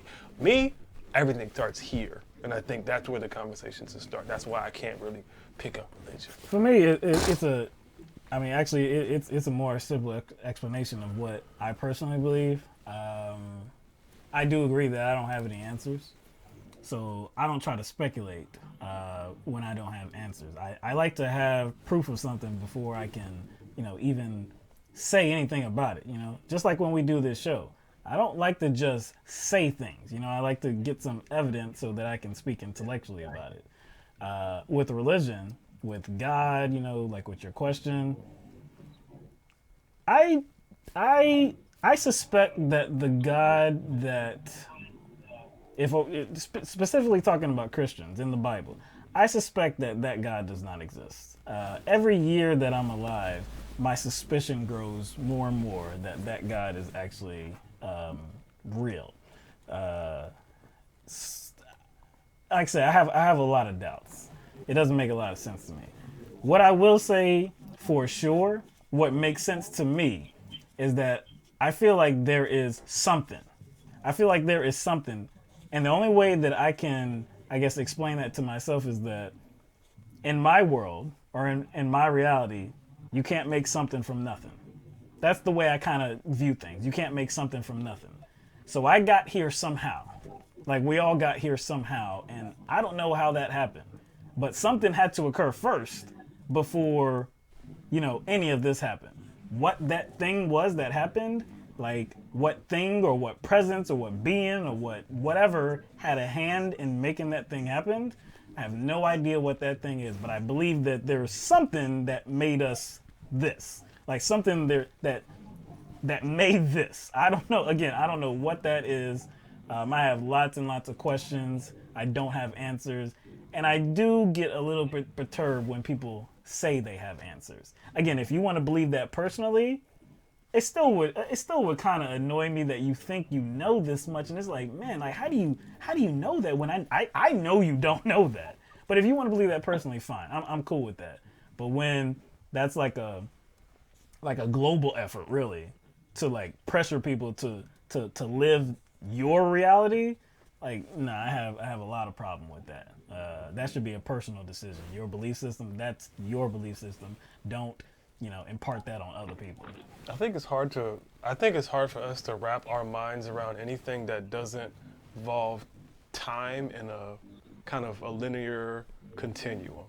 I think it's hard to do that, so we're always trying to search for a beginning, but maybe there was none. I know it's hard to wrap our minds around that, but like whatever thing that was that birthed this dimension or this galaxy into existence might be true, whatever moment that was, however long it took through evolution. I would say that there could have been an existence before then. It's just hard to wrap our minds around time because we perceive time as human beings. I like something that somebody in the chat said. It was very quick. I think it was Marilyn. And she said, spirit equals attitude. That's what I was talking about with language, when we tend to make language extravagant and something mysterious. And the reason why I liked it, because that's exactly what it is. Spirit is attitude. Think about when you're high school. What did we have? We had Spirit Week. And what was Spirit Week designed to do? It would say, tell students to align their thoughts and their attitudes and like their overall outlook towards something, towards a particular thing. And we called that Spirit Week. So that's all that is. It's not very mysterious. So spirit is just like, to me, like all of what we encompass as human beings. And sometimes we take some of this religious language and we make it very extravagant, and we it's hard to apply it to us. So we apply it to this place, and we apply it to these places that are away from us, like heaven and hell. And so we don't actually get to the essence of applying those things while we're here. So it really doesn't mean anything. But, all right, Smitty, I'll let you get the last word. We're running out a little bit of time, so I'll let you get the last word in here. Ooh, there's a lot to respond to there. I guess that, I guess the most interesting thing maybe to bring up is that the idea that all things like have a cause and stuff, and that's more of like a classical physics thing. Like in quantum mechanics, things do happen uncaused, and that's sort of been accepted. That's sort of old news by now. And in the Big Bang, the universe started out at sort of a quantum scale, which we don't really sort of understand yet. So I don't know if it really makes, if you can really say, it needed to have an outside cause, and that would just lead to an infinite regress anyway. And it's actually not known if there was a before the Big Bang. It could have been like in that state, eternally before that, or who knows. So Right. I think people sort of, I don't know. It's definitely, like y'all said, it's kind of a hard thing to wrap our human brains around and apply what we're used to. But thanks for having me. Yeah, man, I appreciate you man. calling in and bringing that up. I know, man. That's been kind of a question that's been kind of itching Yeah. for a lot of people. Never really tackled it before, and we could go. We dive into Yeah. it, not so deep maybe, but it definitely, religion comes up. Definitely came up earlier today. So we appreciate you calling in, Smitty. Hope you have a good weekend. All right, thanks. You too. All right, so I assume this is going to be the last caller tonight. We only have about 5 minutes left, and it's 562 area code. You're on the air live. Hi, Mike. Hi, White. Sav. me, Sav. Sav. What's going on, man? Yeah. Okay. First of all, I want to see the dummy of the day brought back into the show. Yeah. Yeah. Yeah. We hear you, It's always man. the funny. It's always the highlight of my week 5 months ago, and then like I stopped watching that for a bit because I had to deal with college and stuff. And then like I don't know, I just want it back. It was really funny. We hear the request. We hear the request, man. Yeah, We'll, man. We'll try to make Yeah, that yeah. happen. We'll actually take it to heart, bro. Yeah, man. Okay, and recently I went to my school's DSU. I'm not black, I'm Latino, but I like hearing other races' situations where I like debating on topics and stuff like that. They recently brought up the topic of interracial marriage and like how it's a ruining black pride. And honestly, when I heard that, I was shocked. No. Oh, sorry about that. It was honestly an interesting subject. Hearing that come from their perspective of the people in my club's perspective, like we're saying, like, oh, it's gonna ruin black families. You can't have a black family in with an interracial couple and stuff like that. I'm curious, like your take on it. Well, first of all, I mean, there's so many different ways to talk about it, but think about where we are as a country, okay? And not just now, but historically, if there is an interracial marriage and there are kids that are produced from that relationship, the kids are always considered to be black. So the idea that it's destroying the black family, I don't know where that goes. I know there is a lot of fear. There's a lot of fear because people, black people especially, of course, they want strong black communities. Much has been done to black communities, oppressive things, disenfranchisement. Of course, black communities have been destroyed purposely over the years. So you definitely want to see strong black families that are making it, that have a leg up on society, that are doing well for themselves and their kids, and are getting the education that they need, and not just this generation, but the next generation, building wealth, attaining land, and all of this. I definitely want to see that as well. As it relates to personal preference or about the family or whatever like that, for me it doesn't. If I say that interracial marriage is destroying the black family, then I have to say that interracial marriage is destroying white families too. And I'm definitely not gonna entertain that kind of bullshit because we see too much of that. We've talked about David Stringer in Arizona, the state legislator. I don't know if he's a state senator or a state representative, but we've talked about people like him before that are concerned with white births, that are concerned with the white population. And I can't get down with that garbage. For me even being a black man, when I see the question, not just for me, but man, now I think about it so much now that I have kids. When I see the question on race, like what are you black? Are you white? Without, non-Hispanic? Are you white, Hispanic? Are you American Indian? Are you Asian? Or what? I hate the question. I want to put other every single time. I want to put NA, not applicable. I want to put anything but what I actually am. I know there is some merit to, actually saying what you are because of, data and things like this, but I hate the question because it's so nothing. Because we are all actually only one race, and that's the human race. To separate us by color of skin annoys me to great lengths. So, like I said, there are some black people, and it's not just black people though, and I think that's the argument I'm making. There's not just black people, there's a whole bunch of people of whatever race, whatever skin color that feel like you should stay inside your, particular race. You should just strengthen that community and this and that. And like maybe that applied to a different time period where people were more separate, but now we live kind of in a global economy, and not a global economy as far as just means of like I guess, monetary exchange, but we live in a global economy as far as like cultural exchange and our interaction with one another. So I don't see how you can actually sustain ideas like that when we're essentially connected. We have to put more energy in staying disconnected than we do being connected, especially in a time like this. Right. You know, travel. Unless you live in a rural Yeah, community. yeah. And, I mean, I understand. Like, if you don't have the financial means to travel or go, that makes sense. But for the most part, traveling is much easier than when it was 500 years ago. Yeah.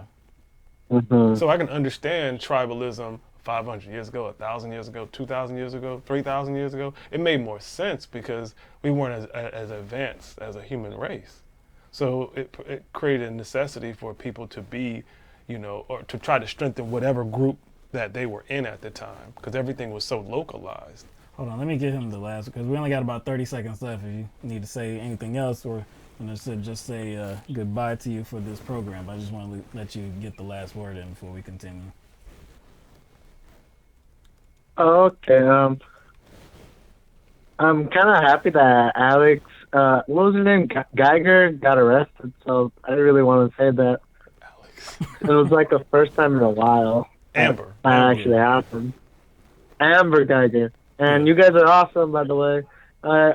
It was really an interesting perspective that they gave me, like how like they didn't want blacks to mingle with other races. It was an interesting perspective because I always thought like everyone loved. All right. Well, that was it. Yeah, cut him off.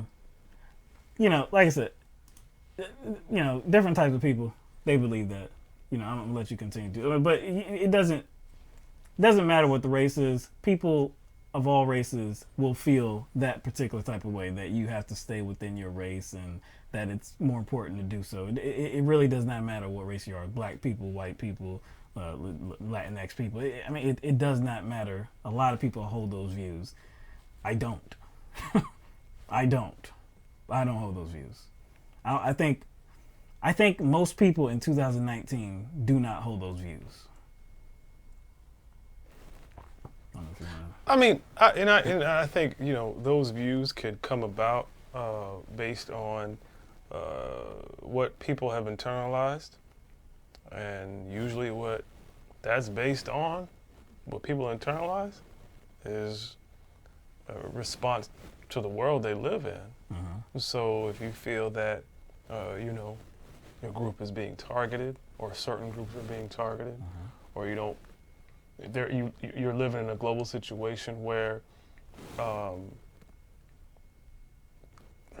guess you are more subjugated than other groups of people. It's going to cause you to consolidate, you know, who you deal with, and it's going to cause you to kind of go away from intermingling with other groups because, you know, you're not sure if you could trust them or not. Yeah. So I mean, I can understand why certain mindsets exist like that. This is understandable. Whether it doesn't really matter what side of it you're on either. Mm-hmm. If you're on the side that is benefiting from power, why wouldn't you want to constantly consolidate that power? You see what I'm saying? Yeah, it's true. I first grew up in New York, and I've said, you know, many times in this program, in New York City, I saw everything. In my class, there was everybody. There were Russians, there were Haitians, black people, Jewish people, white people, Asian people. And then I got here. Yeah. But still, see that just that upbringing, and I don't know if it was particularly that upbringing or if it was just me. You know, I never saw anybody as like, okay, well, I'm black, and so I got to stick with my black people, and I just that was never something that was so strong in me that it dictated who I was gonna be with. It was just never that strong. I just saw humans as who they are, which, you know, some people can say that's naive, given that the world that we live in, definitely there's a lot of people that don't view it that way. They don't view humans as just humans. There's a lot that separate us when it shouldn't, but it still does. Whatever. Like I said, me personally, I didn't want to live that way. For me, I want to see humans as humans. Now, I understand and I do see, the differences in how Culture. Yeah, I'm talking about. I see the differences in how different types of people are addressed and kind of how are treated differently. Of course, I understand that. We talk about that many, many times, especially when we talk about accountability within the police departments, law enforcement. Of course, we always talk about that.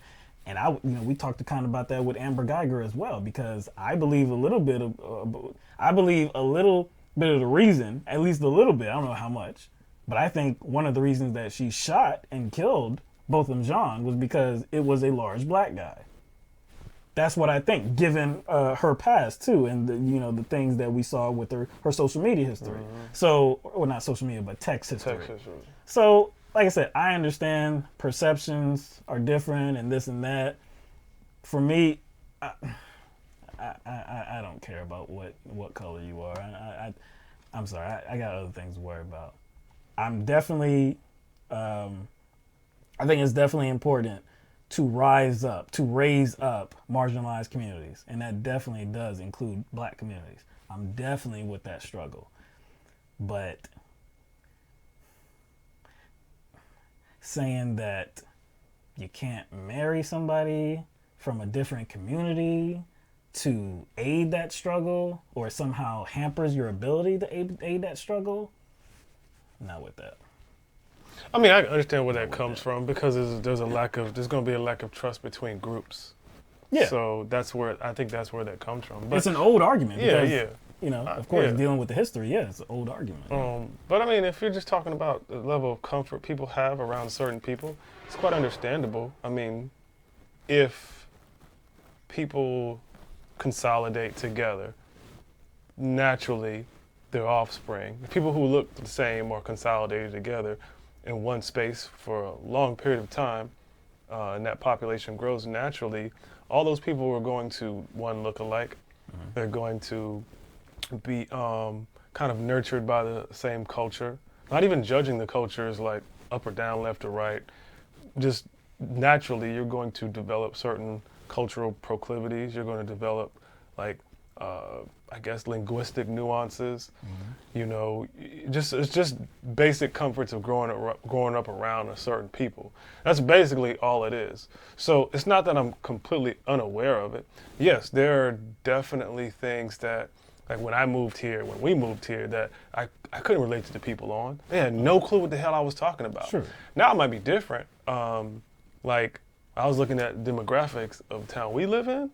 I was like, holy damn, it's different than when we first moved here. I was surprised. Yeah, that's true. But yeah, there were a lot of things that the people here could not, relate to me.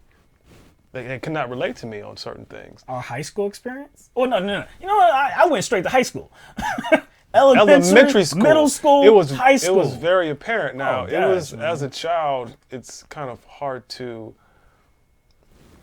as an adult, now you can reflect upon that, retroactively. But when you're a kid, you kind of you have sensibilities. You have enough sensibility to like recognize it, but you don't know how to interpret it. You don't know how to talk about it. And so now I can talk about it, but I was like, I didn't I just felt out of place because nobody understood where I was coming from, because they didn't have the same experience I had. They were just kind of grew up in a different culture. And that's within the same damn state. Yeah. That's within the same damn state, like about 120 miles away. You came from like 500 miles away. Yeah, I came away from it. But yeah, I definitely felt it was culture shock. Culture shock. Oh, so yeah, it was different for me, even though I was like 110, 120 miles away from where I used to live. It was a different environment, and maybe because when I grew up in Charleston, it was not just a different city, but like maybe the neighborhood I grew up in was different. Yeah. So I didn't grow up in a very segregated neighborhood. It was mostly black people, but it was white people in there. It was like a bunch of like mixed couples. I didn't know there was mixed with. I didn't care. I was young. I just wanted friends to play with. Sure. So I didn't know what it was mixed with. Filipino lady who lived across the street from a Filipino lady whose yard looked like a jungle because she had all these damn plants. We used to go over there and like she used to cook us like food and stuff. So I lived in kind of like a mixed neighborhood. Now, I don't think the whole city was like that, but that's where I lived. So that was my experience. And so like I grew up not like, and my environment wasn't consolidated with like just people who looked like me. Obviously my immediate family and my extended family, which they were all around Charleston, I kind of picked things up from. But since that wasn't my sole experience, I just kind of, that influenced how I carried myself when I kind of started growing as an individual myself. Like when we came up here, and then as we went through middle school and then high school, I was just, if you was cool, then, we hung out. Yeah, true. See, when I first got here, the neighborhood that we came to was purely white. I mean, it was, so, just before school even started, I'm trying to, just, have some friends or whatever like that. And there's nothing but white kids around here, which was something I was not used to. Of course, I've been around white people in New York City, but not this many. So it was definitely culture shock. And I was in, the white crowd for, a hot minute until I actually got to school and, just made some new friends and everything. And I was still friends with, the white guys, and I mean, they were cool as hell, man. But, it was just different. It was just very different. But like I said, even from a young age, I just couldn't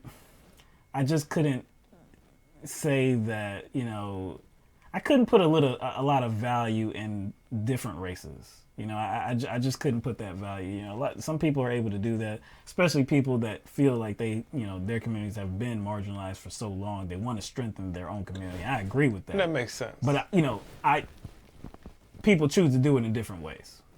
So I have no doubt that the black community is gonna remain black. There's still gonna be black people.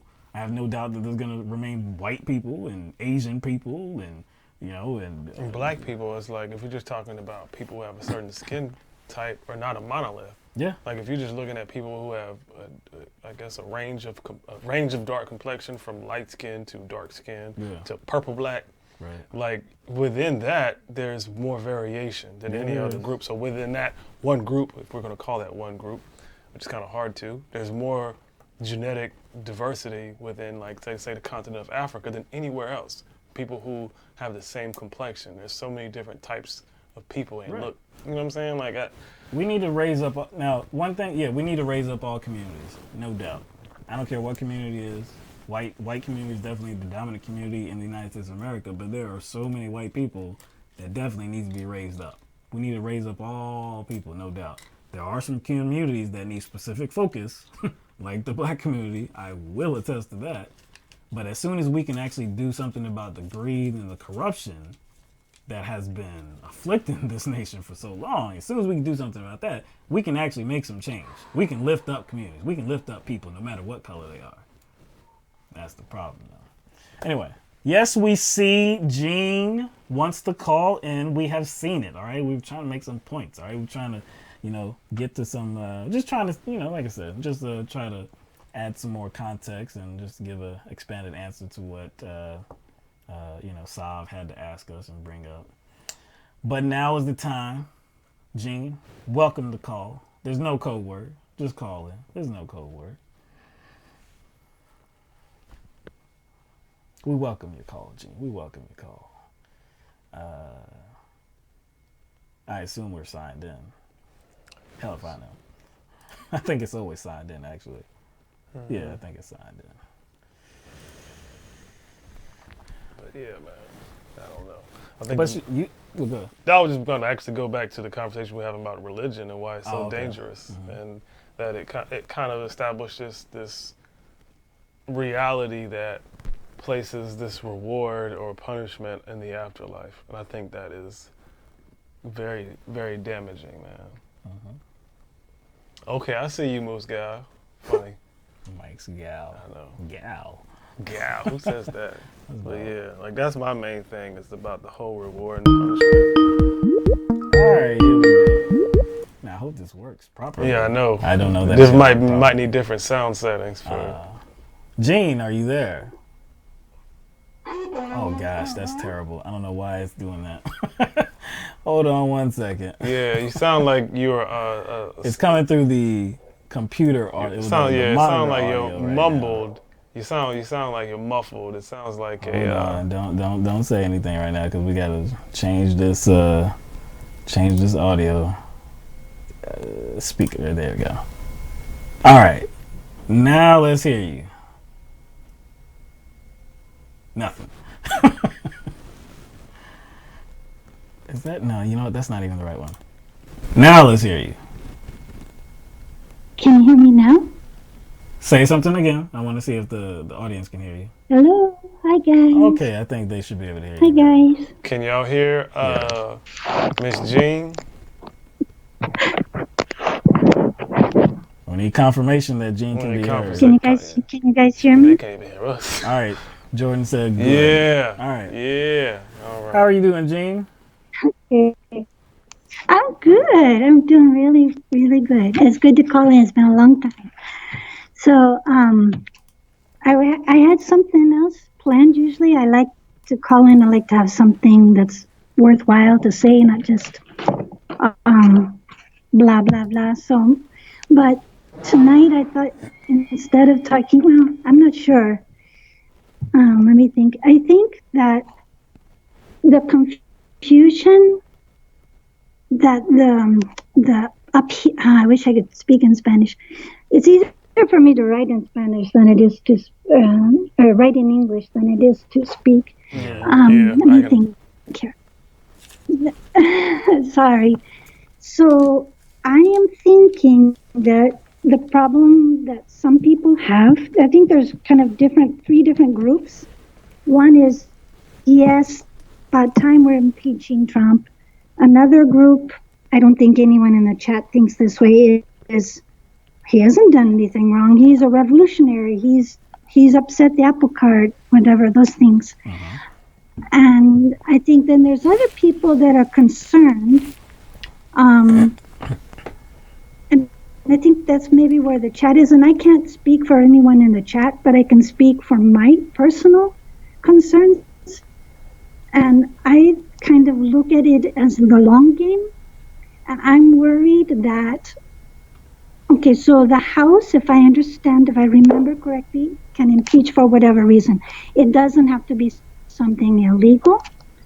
It can be anything that they want. They can ask for impeachment, which is an investigation. And then the Senate is the one who decides, the group that decides whether or not to fire him. Is that correct? Yeah. Mm-hmm. Yeah. So I don't think that the Senate is going to do that. That's my guess. I don't know for sure, but that's my concern. My concern is that. So I have different concerns on different levels. One is I worry that the Senate is not going to get the 2/3 majority that they need to fire him. And Trump is going to say, see, I've been absolved. And not only will that affect the cult of followers for Trump and other people, but it will set a new precedent for the other presidents to come. Like somehow it normalizes this, what I consider to be very wrong and illegal behavior on what he did. Now, I don't know. These are just my concerns. And my other concern that when I first heard about it, I thought, and my immediate thought when I heard on the news that, oh, this is what's happening, because I wasn't really paying much attention and so I had to kind of catch up, was that all these terrible things that he's done that hurt so many people, like what he said to Muslims and Latinos, and he's withheld money from Central America. And I think, now they're going to finally do this because they're going after their buddy. That's the first thing that went into my mind. And I thought, I remember parents talking, I was talking to my mama and my papa about this, and they were saying that they remembered that when Nixon was finally impeached, it was because he had wiretapped or broke into. I think, yes, yes, you're right. Yeah, he wiretapped his opponents. Right, and it wasn't until he'd done other terrible things, but it wasn't until he went into the DNC office, like he broke in, and the man who whistleblower who published the Pentagon Papers, they went into his office, all these other bad things, and nobody did anything. But the minute that Nixon went into the DNC, then it was like, okay, our territory. That's my impression. And that is my concern. And I worry that other people are going to see this, and the United States government, it just keeps spiraling down into this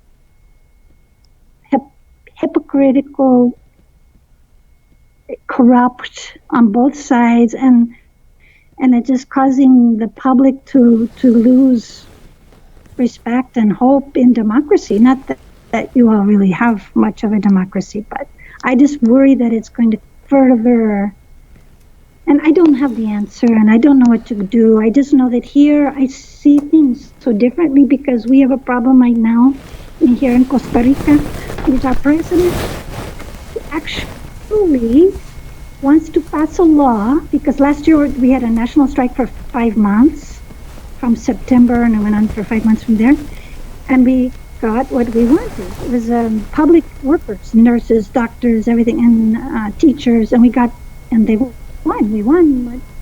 And this president is saying he's going to make strikes illegal. Well, here the people just say, and it will happen, you try it, and we will block the borders. No one will get into us from Nicaragua, no one will get into us from Panama. It will be a total strike. We don't put up with anything, but it's not, nobody says we're going to impeach you. It's like, when you come around the voting again, you're out, but this is the law, and we demand respect of our law and our Constitution, and these are our human rights. It's not even a question. Like when people find out here about the United States that you don't have health care, they say, well, they're shocked. Well, isn't that just a human right? So it's a very different mindset and a different way of reacting because of our history. It's a pattern of our history ever since 1948 when we abolished the military. And we did all these things, and it kind of sets up a constitutional model. And I worry that the model that you all have is just being further and further eroded. So that's my concern. And that's why I think there's some reaction in the chat. I don't know if I'm speaking well for other people. No, you're speaking well. Yeah, we can hear you. You spoke well enough. I think your concerns I think that's partly what it's about. I think your concerns are valid. So, there are a lot of concerns about if this is the right action to take, in response to Trump. Now, you worry that this will be seen as, if Trump is, if we go through this process and he is not, I guess, fired for your job, like fired from his job, if he's not ousted as the president, that will be seen as, oh, well, I'm vindicated, this will lead to other presidents feeling like they can, do whatever the hell they want to.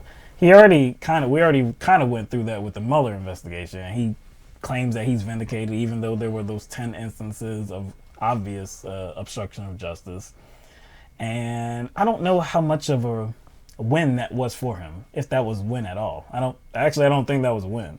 With this situation, I can kind of put it in a different way as well. If nothing is done about his behavior, then what does that say? Like, what precedent does that say? It doesn't say that we believe in the DNC or the Democratic Party and these are honest actors all the way through, and we support them wholeheartedly. Now, it doesn't mean any of that whatsoever, but it does mean that when bad behavior happens, not especially, but actually I could say especially when it's the top executive in this land and in the United States of America, it needs to be held accountable. When you're doing things so egregiously, when you're abusing your power, when you're calling out for another country to interfere in the elections, to investigate a political opponent, and he's just doing it so openly, it's just open corruption. It is illegal, and he's just expecting everybody just to accept it. That's where we are right now. His actions to try to just brush all of this aside with Ukraine is now leading to him openly calling for another country to do the same thing, to investigate his political opponent. It's like it's already breeding new and more dangerous and more troublesome type of situations. So if he's not called to the mat for his behavior, for his illegal behavior, for his abuse of power, then I worry. I worry what that will do. You know, and that's just not with this president. That is with other presidents that come after him, whether it be Democrat or Republican, because we know with Democratic candidates, it could be a President Joe Biden, it could be a President Elizabeth Warren. You know, they're going to make action. They're going to do things that we don't agree with all the time. Could they do illegal things? Yeah, they could. So if they do, we want them held accountable. Doesn't matter if it's blue or red. We want them held accountable. So I you know, like I said, I agree with some of the worries, but I don't worry that this is gonna benefit him somehow. He already has his base.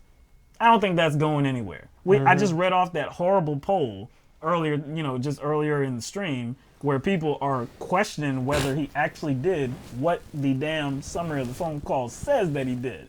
Like, if they're closing their eyes to that, then there's no reaching him whatsoever. He already has his base. They're gonna feel one way about it, no matter what is actually revealed. So for the rest of us, though, I think people can actually see this situation for what it is. You can feel what you want to about the Bidens. You can feel what you want to, but you do have to address Donald Trump and his activities.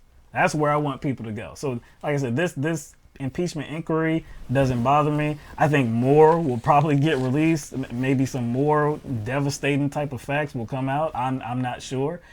We don't know if there's actually going to make its way to articles of impeachment. We don't know if it's actually going to make its way to the Senate for a trial.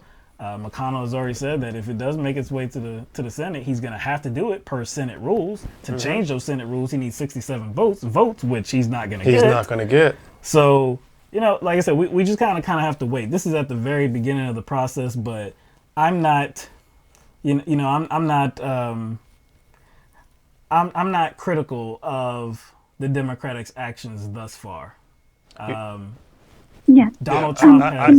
I agree. I agree with Will on probably one major point, and that is, I guess, the likelihood, the high likelihood that the Senate will side with Donald Trump. Whether that makes Donald Trump look like the victor, I think is up in the air. And actually, I don't even think it's up in the air. Was Bill Clinton the victor? Exactly. Was Bill Clinton the victor? I don't think he was the victor. Like not like just looking at this situation involving Trump, like if you're talking about how Trump looks in a situation, who are you talking about? How Trump looks to his base, but how Trump looks to everyone is going to be like this.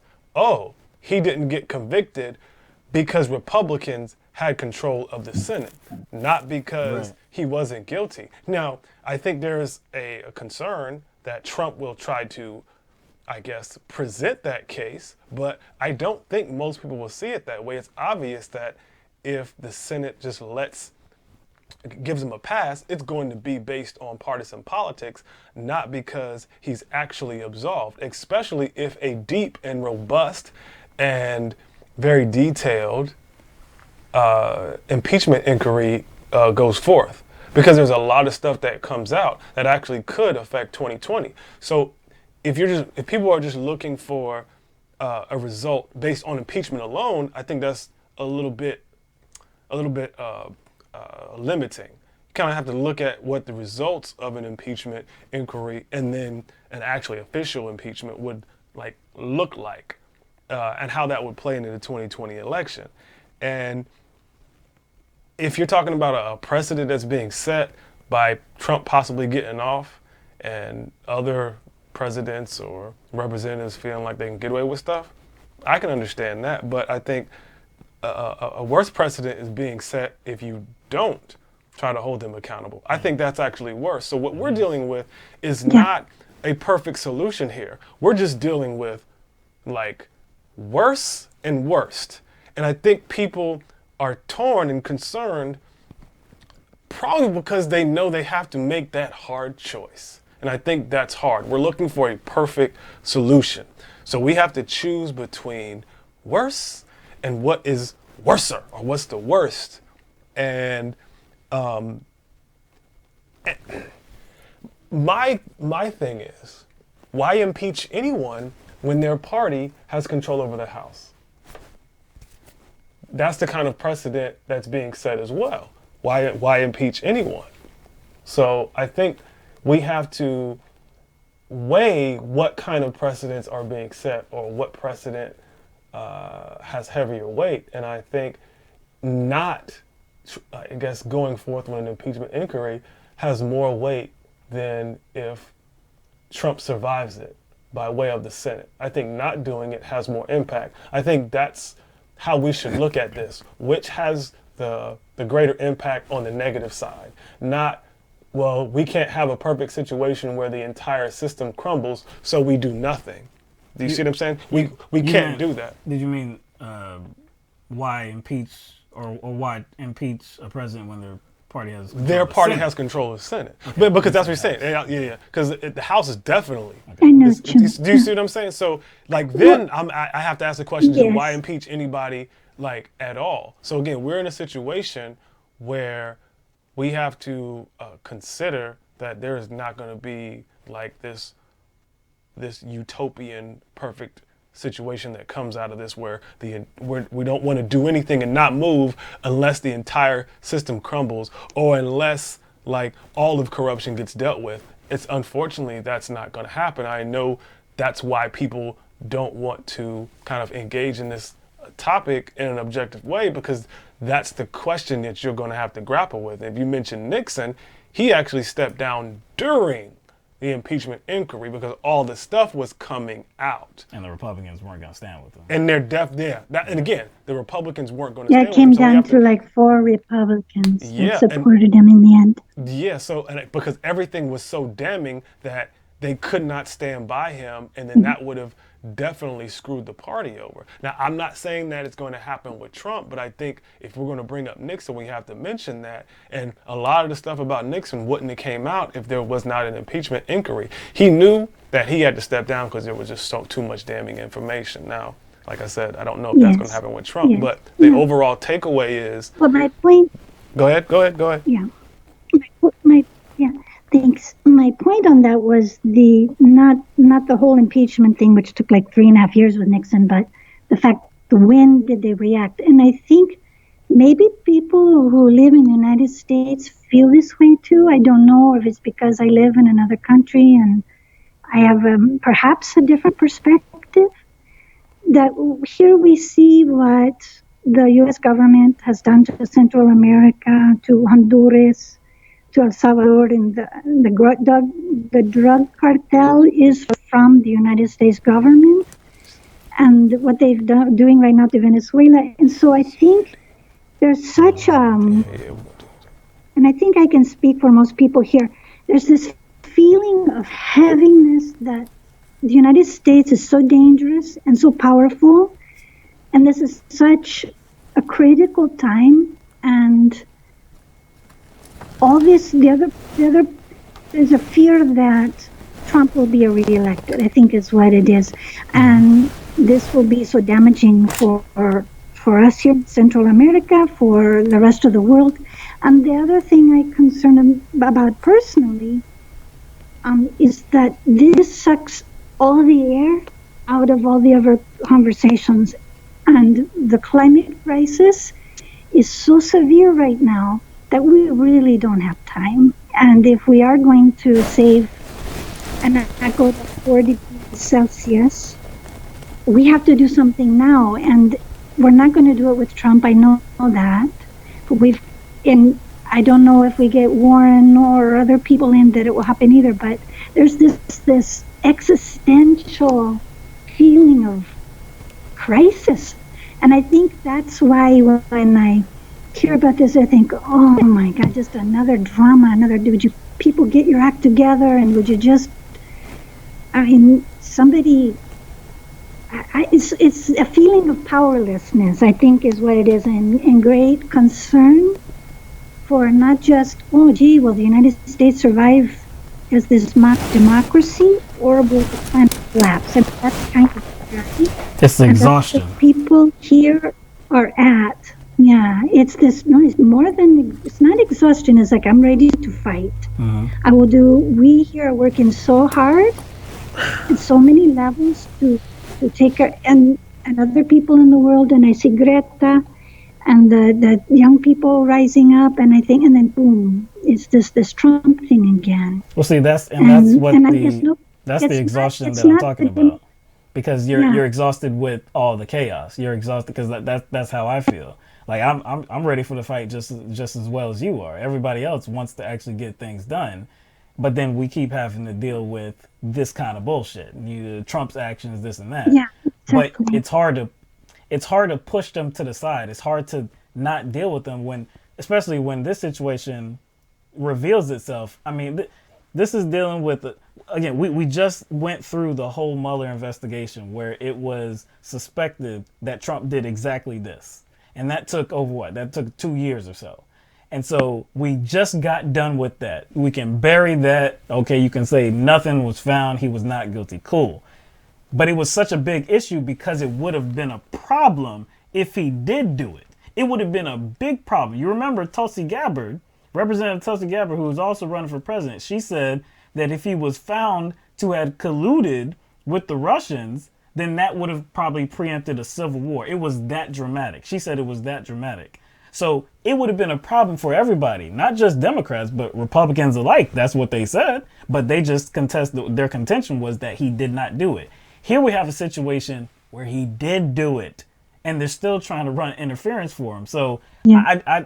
I wish that this wasn't the case. I wish that Trump would do the damn right thing on a whole host of issues, but he's not that type of guy. So when something like this happens and where you do have to hold, like at some point you have to hold his feet to the fire.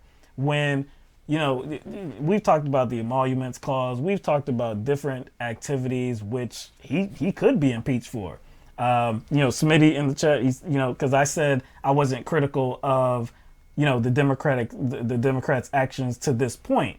And there is a lot of focus on, is it the right move to just like center the argument, center the impeachment inquiry on this particular thing, Ukraine. And the reason why I kind of understood why they did that, not to say it was the best idea or not, but I understand why they did that, because with everything else, it's harder to prove. With everything else, with every other issue, it's harder to prove. You can say the emoluments issue is something that you can definitely get them on, but that case got thrown out. That case got thrown out. Yeah, the plaintiffs tried to bring that case, and that case got thrown out. The taxes issue, I mean, I didn't know that. Yeah, Saudi Arabia, corruption, there's so many issues, that obstruction of justice. I mean, there's so many issues, but it's harder to go after him because I don't think there's that nail in the coffin. With this, he cannot deny that he did. I mean, he can try to deny what he did, but it's actually in writing what he did. It's plain as day that he actually lobbied a foreign government to interfere in our election. And there were other people involved. And I don't want to kind of characterize what we're dealing with now with Trump and his administration as drama. And again, it's not just him. I think focusing all of the issues that are going on with Trump on just Trump it does kind of reduce what we're going through right now and the gravity of what we're going through right now. It's not just Trump, because as we've always said, like, Trump is just a louder Republican. That's really all he is. This is a Republican agenda we're going forth with. So just to focus it as this, all the focus is on Trump, I think that's wrong. Now, maybe party politics, maybe they're focusing on Trump, maybe, but that's not how I see it. I'm not going to develop my analysis on this, I guess, what we're going through now politically just by what Trump is doing, because we don't just cover Trump on this channel. The Democrats may be using this opportunity because Trump is the central figure, but for the most part, what Trump's policies have been not just similar, but spot on with the Republican agenda and what has always been their agenda. Yeah. So this whole thing is bigger than Trump, and to just kind of ignore it, it's not ignoring Trump, it's ignoring a draconian agenda of an entire party. Jeff Flake? Exactly. Jeff Flake Well, I wish would- people in it's the his mainstream attitude, but not media his policies. would explain it that way. Nope. That's not going to happen, babe. Boo. That's not going to happen. That's not what the mainstream media does. That's not what they're here to do. The revolution will not be televised, and that's not just a saying.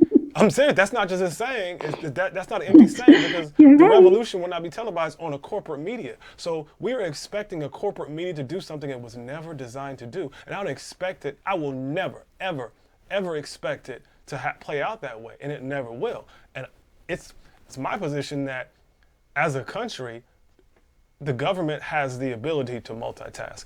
I too have that fear that it will suck all the air out of the other conversation, but guess what? That's just a fear. That's just a feeling that would just lend to an opinion and not That's necessarily a fact. I'm concerned that it will, but I don't think that that's necessarily the case. We have the ability to multitask. That's why people need to cut the TV off. Yeah, we just don't hear so much about all the good work that's being done. I, by chance, listened to a senator, I think he was a senator, talking about all the work that they're doing, and I think, wow, that's really good that they're fighting, like taking food stamps away from 3 million people, or permitting those, what is the chemical chlorpyrifos, whatever that, that destroys children back into the environment, and all these people are fighting it, and we just don't get to hear about it enough. And I think that's part of why it is so discouraging. I think if we knew more about all the hardworking people in politics, or ACLU, or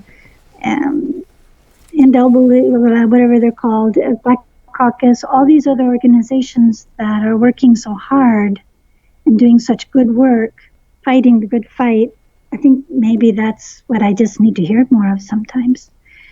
But I want to change the subject real quick. Thank you guys, and I think but I don't think anyone in the chat doesn't agree with you, really. I think it's just this that's my interpretation. It's just a frustration with the elite Democratic perception. That's my take on it. Someone else, if they disagree, will have to take that up. But Mike, there's a band in Mexico City that's producing your song. So I just wanted you to know that. Oh, for real? I'm sure. I like how you said my song. Yeah, for real. It's a really good group.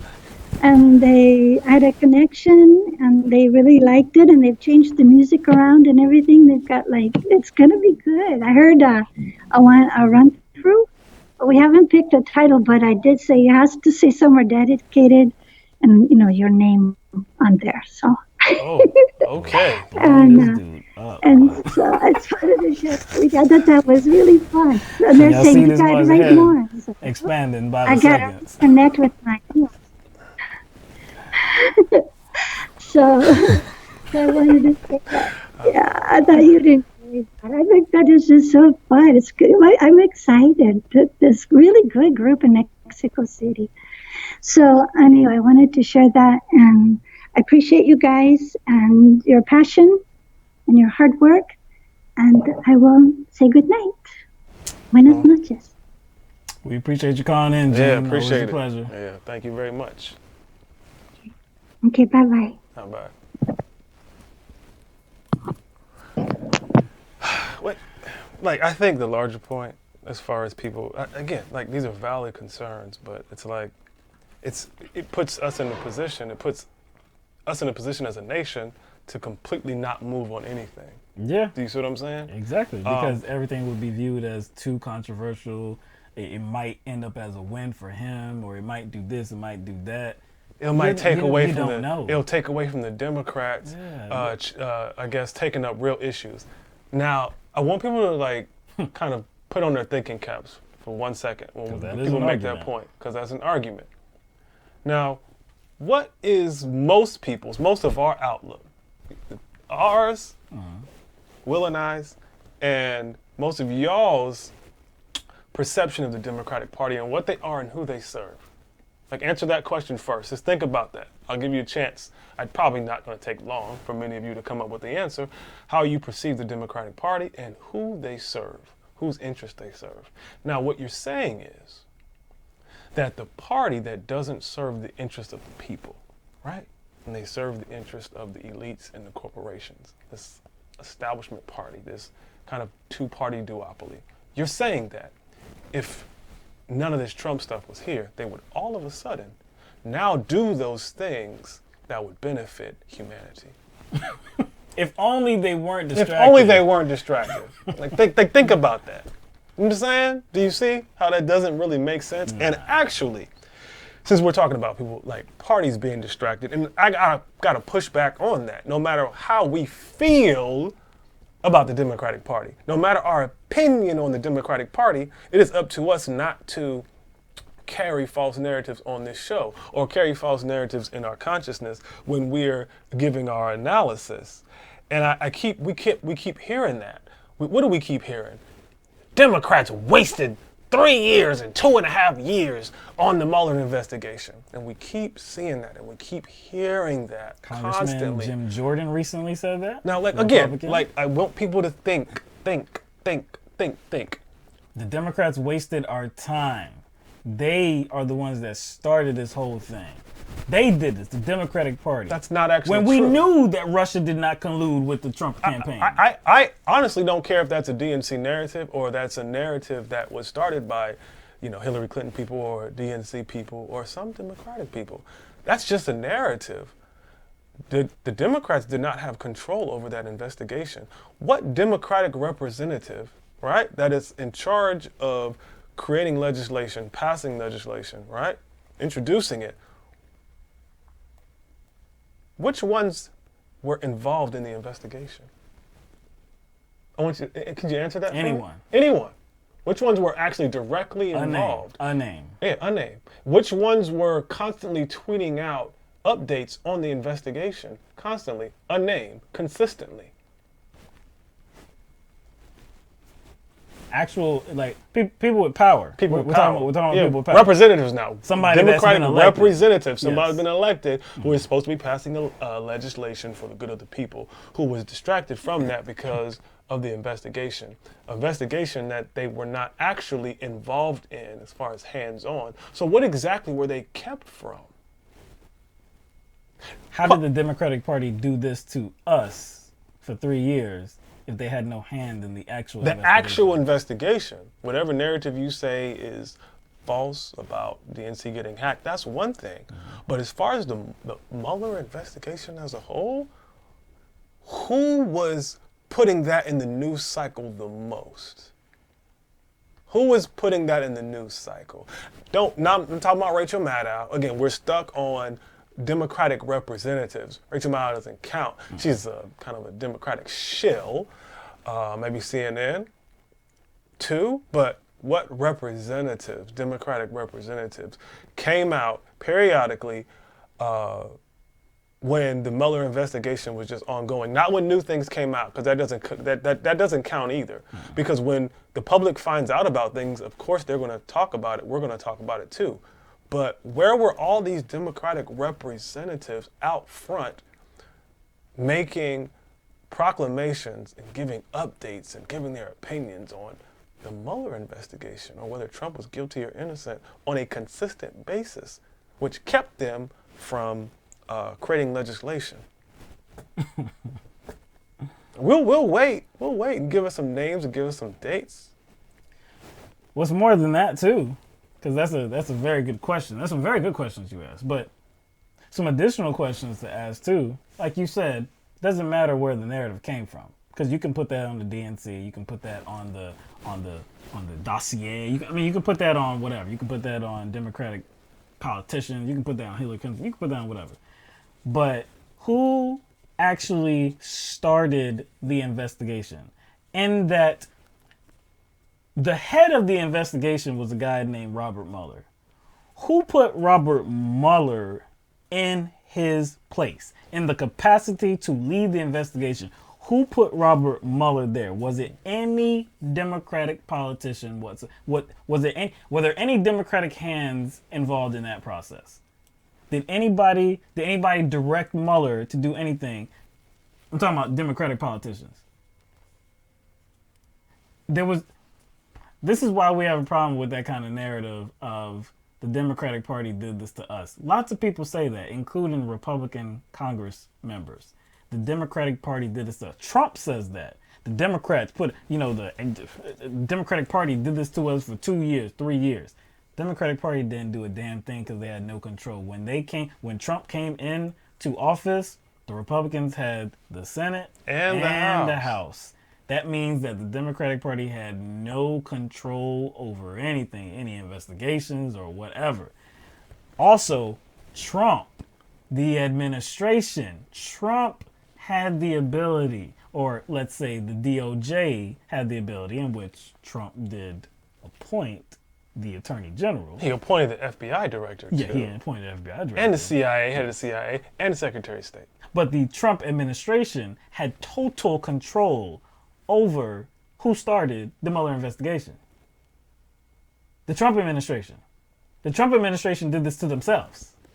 Did this to themselves. Or Republicans did it to themselves. Yes. And if we're talking about parties doing nothing, and it could be all for show. This could be all for show. Mm-hmm. But Democrats won back the House in the midterms. Yeah. So when they officially took over in January, I think it was January, February, March, April, May, in 4 months after they took control of the House,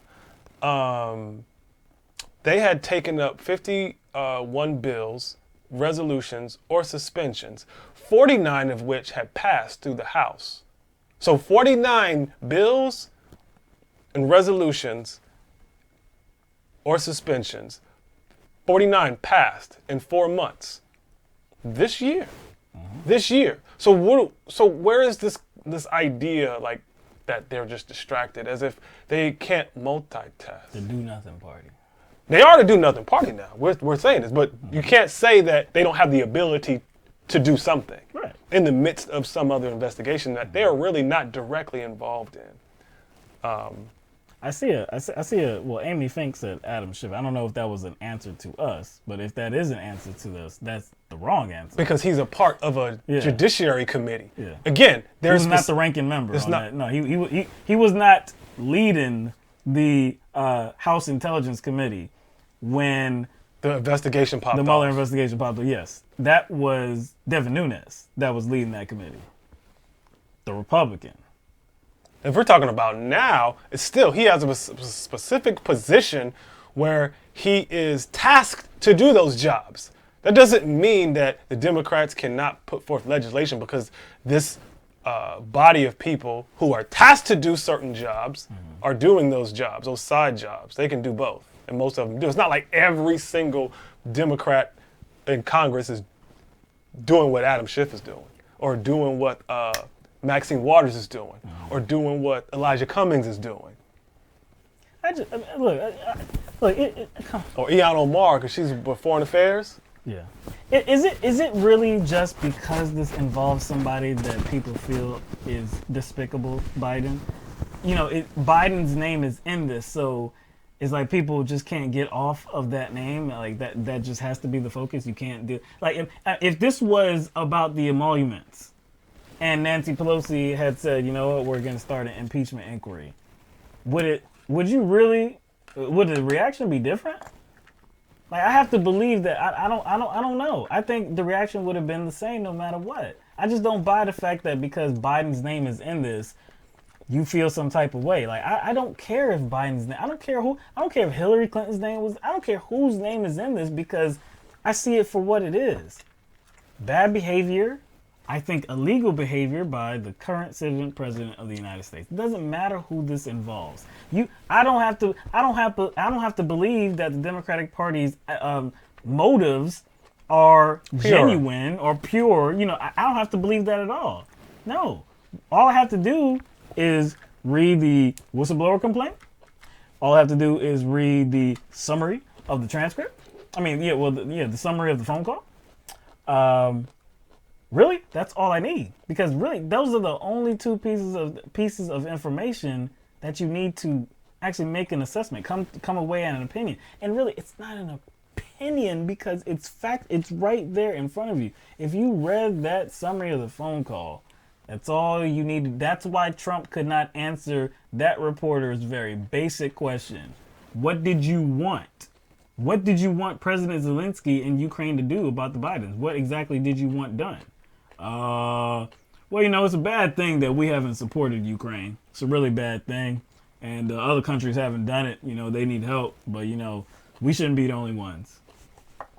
What did you want done with the Bidens? What did you want President Zelensky to do? The Bidens are corrupt. The Bidens are corrupt. What was the term? What was the term? Stone cold. Stone cold crooked. Stone cold crooked. You know it. Everybody knows it. Stone cold crooked. What did you want done? When you were on the phone with President Zelensky, what did you want done in regards to the Bidens? You fake media people, man. You fake ass media people, man. You are one of them. You know that? You're corrupt media too. That's what's wrong with this country. I don't know why I'm talking. Ask this man a question. Ask this man a question. I know there's a lot of concerns outside of Trump, but there's a lot of concerns with Trump too. And if you're worried about certain concerns being ignored, I can understand that. But to act like Trump and the Republicans are not a concern, especially since he's appointing circuit court judges and district court judges at a record pace right now, as if that doesn't matter. How do you think that's going to affect certain municipalities and what gets pushed in those municipalities and who gets affected there? So it's not just about holding Trump accountable and for this issue, maybe for Democrats, I don't know. But there's a lot of existential threats that go beyond this issue that deal with Trump. Yeah. But I don't like I said, I usually like to stump people with this question is when Hillary Clinton was going through her shit in her trials, right? When we were talking about the Clinton Foundation, when people were talking about Haiti, right? Remember that shit? When people were talking about her little email server that pretty much almost got hacked. Should unplug it or some shit. When she was facing punishment, and I think her punishment was she could have lost her security clearance. That's about it. But anything dealing with like Hillary Clinton that whole time, I didn't see people do? People, progressives, actual progressive, people on the left. Not liberals, not neoliberals. You know what I saw people do? I saw people focusing on her and her alone. And just wanting her to be held accountable for her misdeeds, and that's it. The focus didn't go outside of her. I did not see this from leftists. I did not see this. Everything was making sure Hillary Clinton was held accountable. You know what we did not hear? How corrupt the FBI was back then. We did not hear that. We didn't hear it. FBI is not your friend. Oh, when Hillary Clinton was under investigation, You were FBI yelling, was, "Go get her! Go get her!" Go get her!" It's she's gonna get got. Did we care?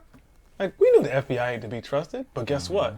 Hillary Clinton was up to some shady shit. Yep. We didn't She was care. the target, so Again, hey, nobody so cared. basically, if we are taking the position that y'all have now, it's like, well, the FBI is not to be trusted, so why should I look objectively at what Hillary Clinton did? Because the FBI can't be trusted in some cases.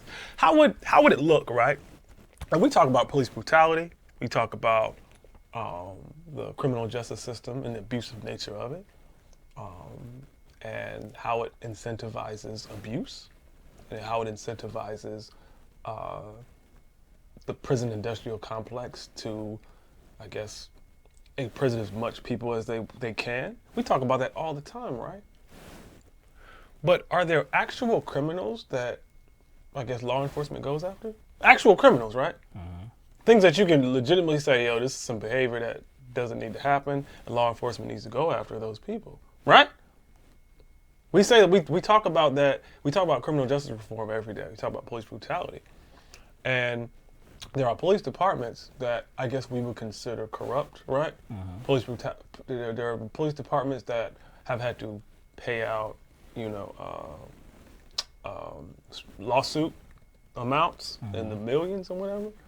But I guarantee you, if you go to one particular department that has been guilty of covering for a police officer, has been guilty of harboring abusive police officers, I bet you if you go to that police department, you actually find cases where they're going after actual criminals, right? Right. They're going after actual criminals, people who commit crime. Let's go away from drug crime. Let's talk about rape, violent crime, aberrant human behavior. There are police departments that have been guilty of abuse. They have pending cases where they're dealing with actual criminals who are causing harm to the community. Now, what if I were to say, it's like, I can't say that, like, they shouldn't be able to go after that crime because there's some corruption in that department. I can't say that.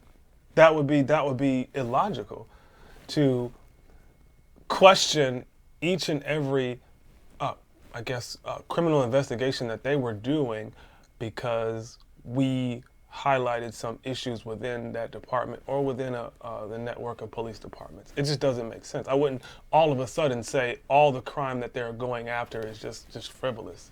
That's what it seems like people are doing now.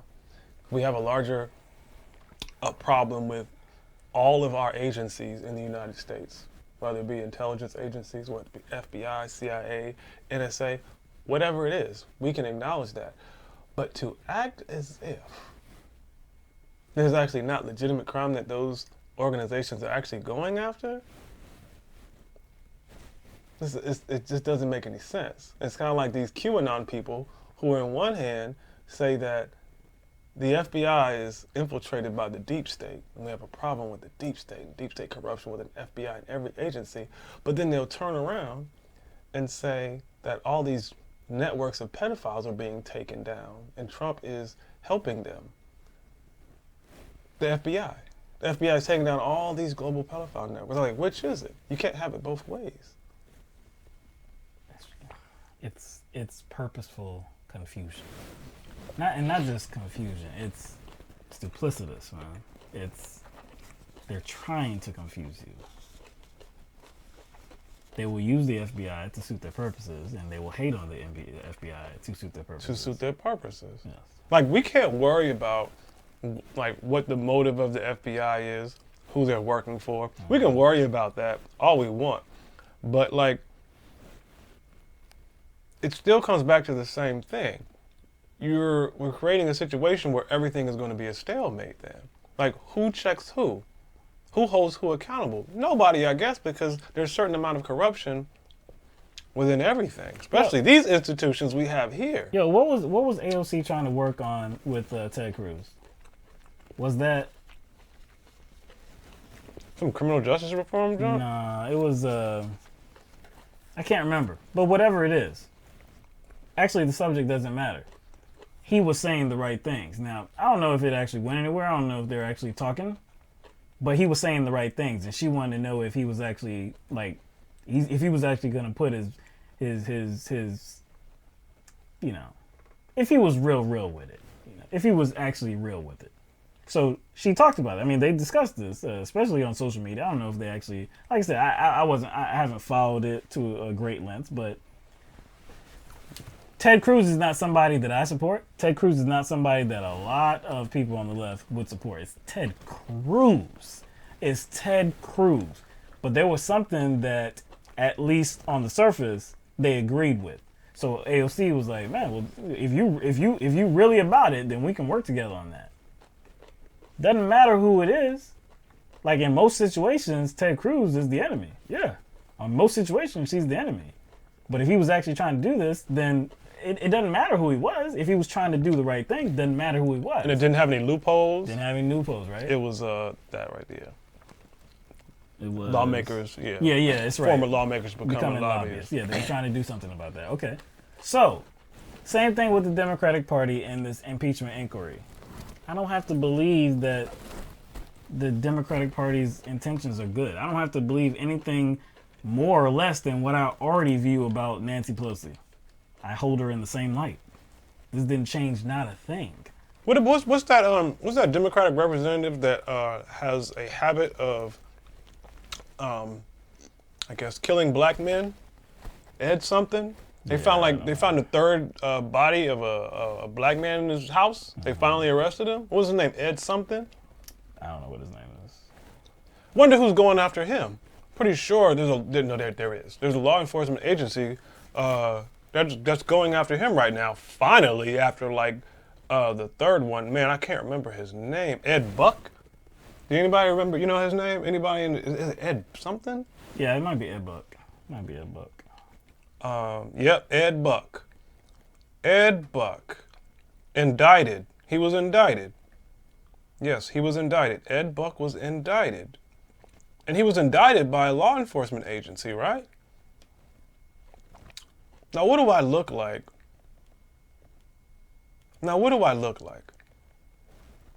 If I say, hey, I don't really trust this, man. Now, look at what Ed Buck did and what Ed Buck is obviously guilty of for the third time. What if I just said, I don't trust the law enforcement agency, so. And I don't trust law enforcement. That'd be ridiculous. That would be ridiculous. I wouldn't do that. All right. We're going to bring this stream to an end. We do want to thank our callers tonight for engaging in this stream, making it better, because we like to hear different viewpoints. So thank you very much, Ben, for calling in. We also had Christopher, Sav, and Gene at the end, of course. I miss anybody? Smitty! My bad, Smitty. So we appreciate everybody calling in tonight. Made up for not having any callers on Tuesday night. So in the super chat, we have Mandy Sadowski said, love y'all. We love you back. Appreciate it. Thank you very much, Mandy. And then Ben out front. When's the last time you two jammed Rage Against the Machine? Or when's the last time you jammed to Rage Against the Machine? Probably a hot minute. Never. Hot minute. Never. That's nothing against Rage Against the Machine. One of our good friends, Neely, I remember back in high school, man, that dude loved Rage Against the Machine. I don't think I hated on it. It just not wasn't your me. style. It not just your wasn't style. me. Your style, It just wasn't me. And and it's not anything to say about the lyrics as well or nothing. It just wasn't anything that I ever, dove into. Just wasn't me. Just wasn't me. So that would be never for me. Appreciate all of our patrons on patreon.com. Thank you very much. Sorry for the super chats that we were not allowed to highlight. That came before the power flicker. There was like maybe 2. Maybe. Could have been, but we didn't see them, so we right. couldn't. Once the stream ends, it kind of just erases it. Yeah, the flicker of the lights. Yeah, flicker of the lights. Just pop. Not raining, not anything. Maybe you said maybe it was a problem or something. Maybe it was. I don't know. But we appreciate everybody making it back. I think we got everybody back onto this second part of the stream, so we appreciate that. We'll be back next week, Tuesday, 7 p.m. Eastern Standard Time. This weekend, Pride Parade. Okay. On Saturday. There's Pride Parade in Columbia, South Carolina. A bunch of stuff going on, a bunch of events going on. Pride. Okay. I need to check out that event page on Facebook sometimes. I don't really. We just had go to that event last page. weekend was since we in Irmo, it was the Okra Strut last weekend. Damn, was it? Yeah, we do it right over Lake Murray. They don't do it. They don't block Lake Murray anymore. They do it like there's like a new park they built. It's like in the back. You know Raymond Robinson. Remember where he lived? Yeah, I know. It's like if you go down that street, it's right down there. They have that.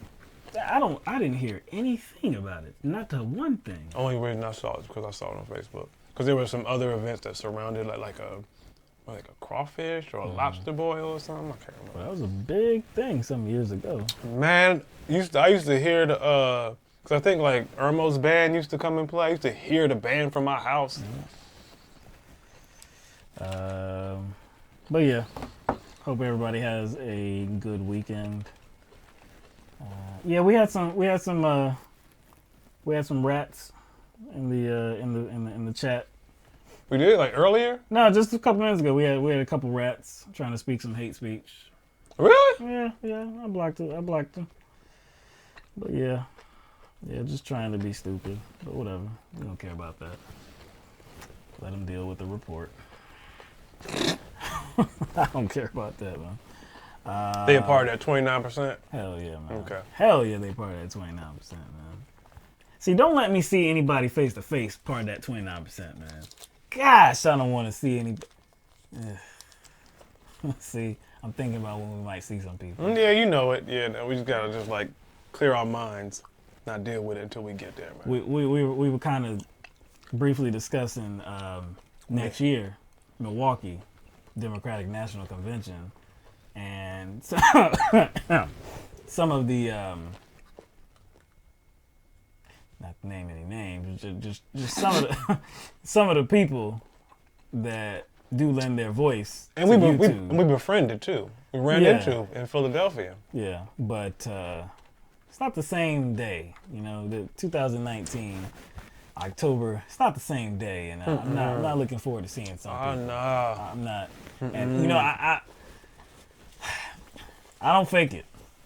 I don't fake it. It's very difficult. I Yeah. may be able to do it for a few seconds, maybe a few minutes, depending on the situation, but If I think you are phony as hell, if I think you are coming from a place that is phony as hell, if I think you are manipulating your viewers,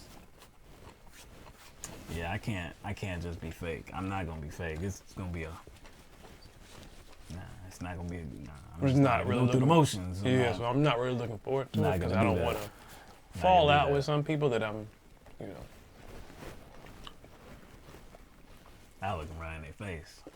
Dap. There's no dap here. Sorry. I'm sorry. I can't do it. I ain't got no dap to give. Sorry.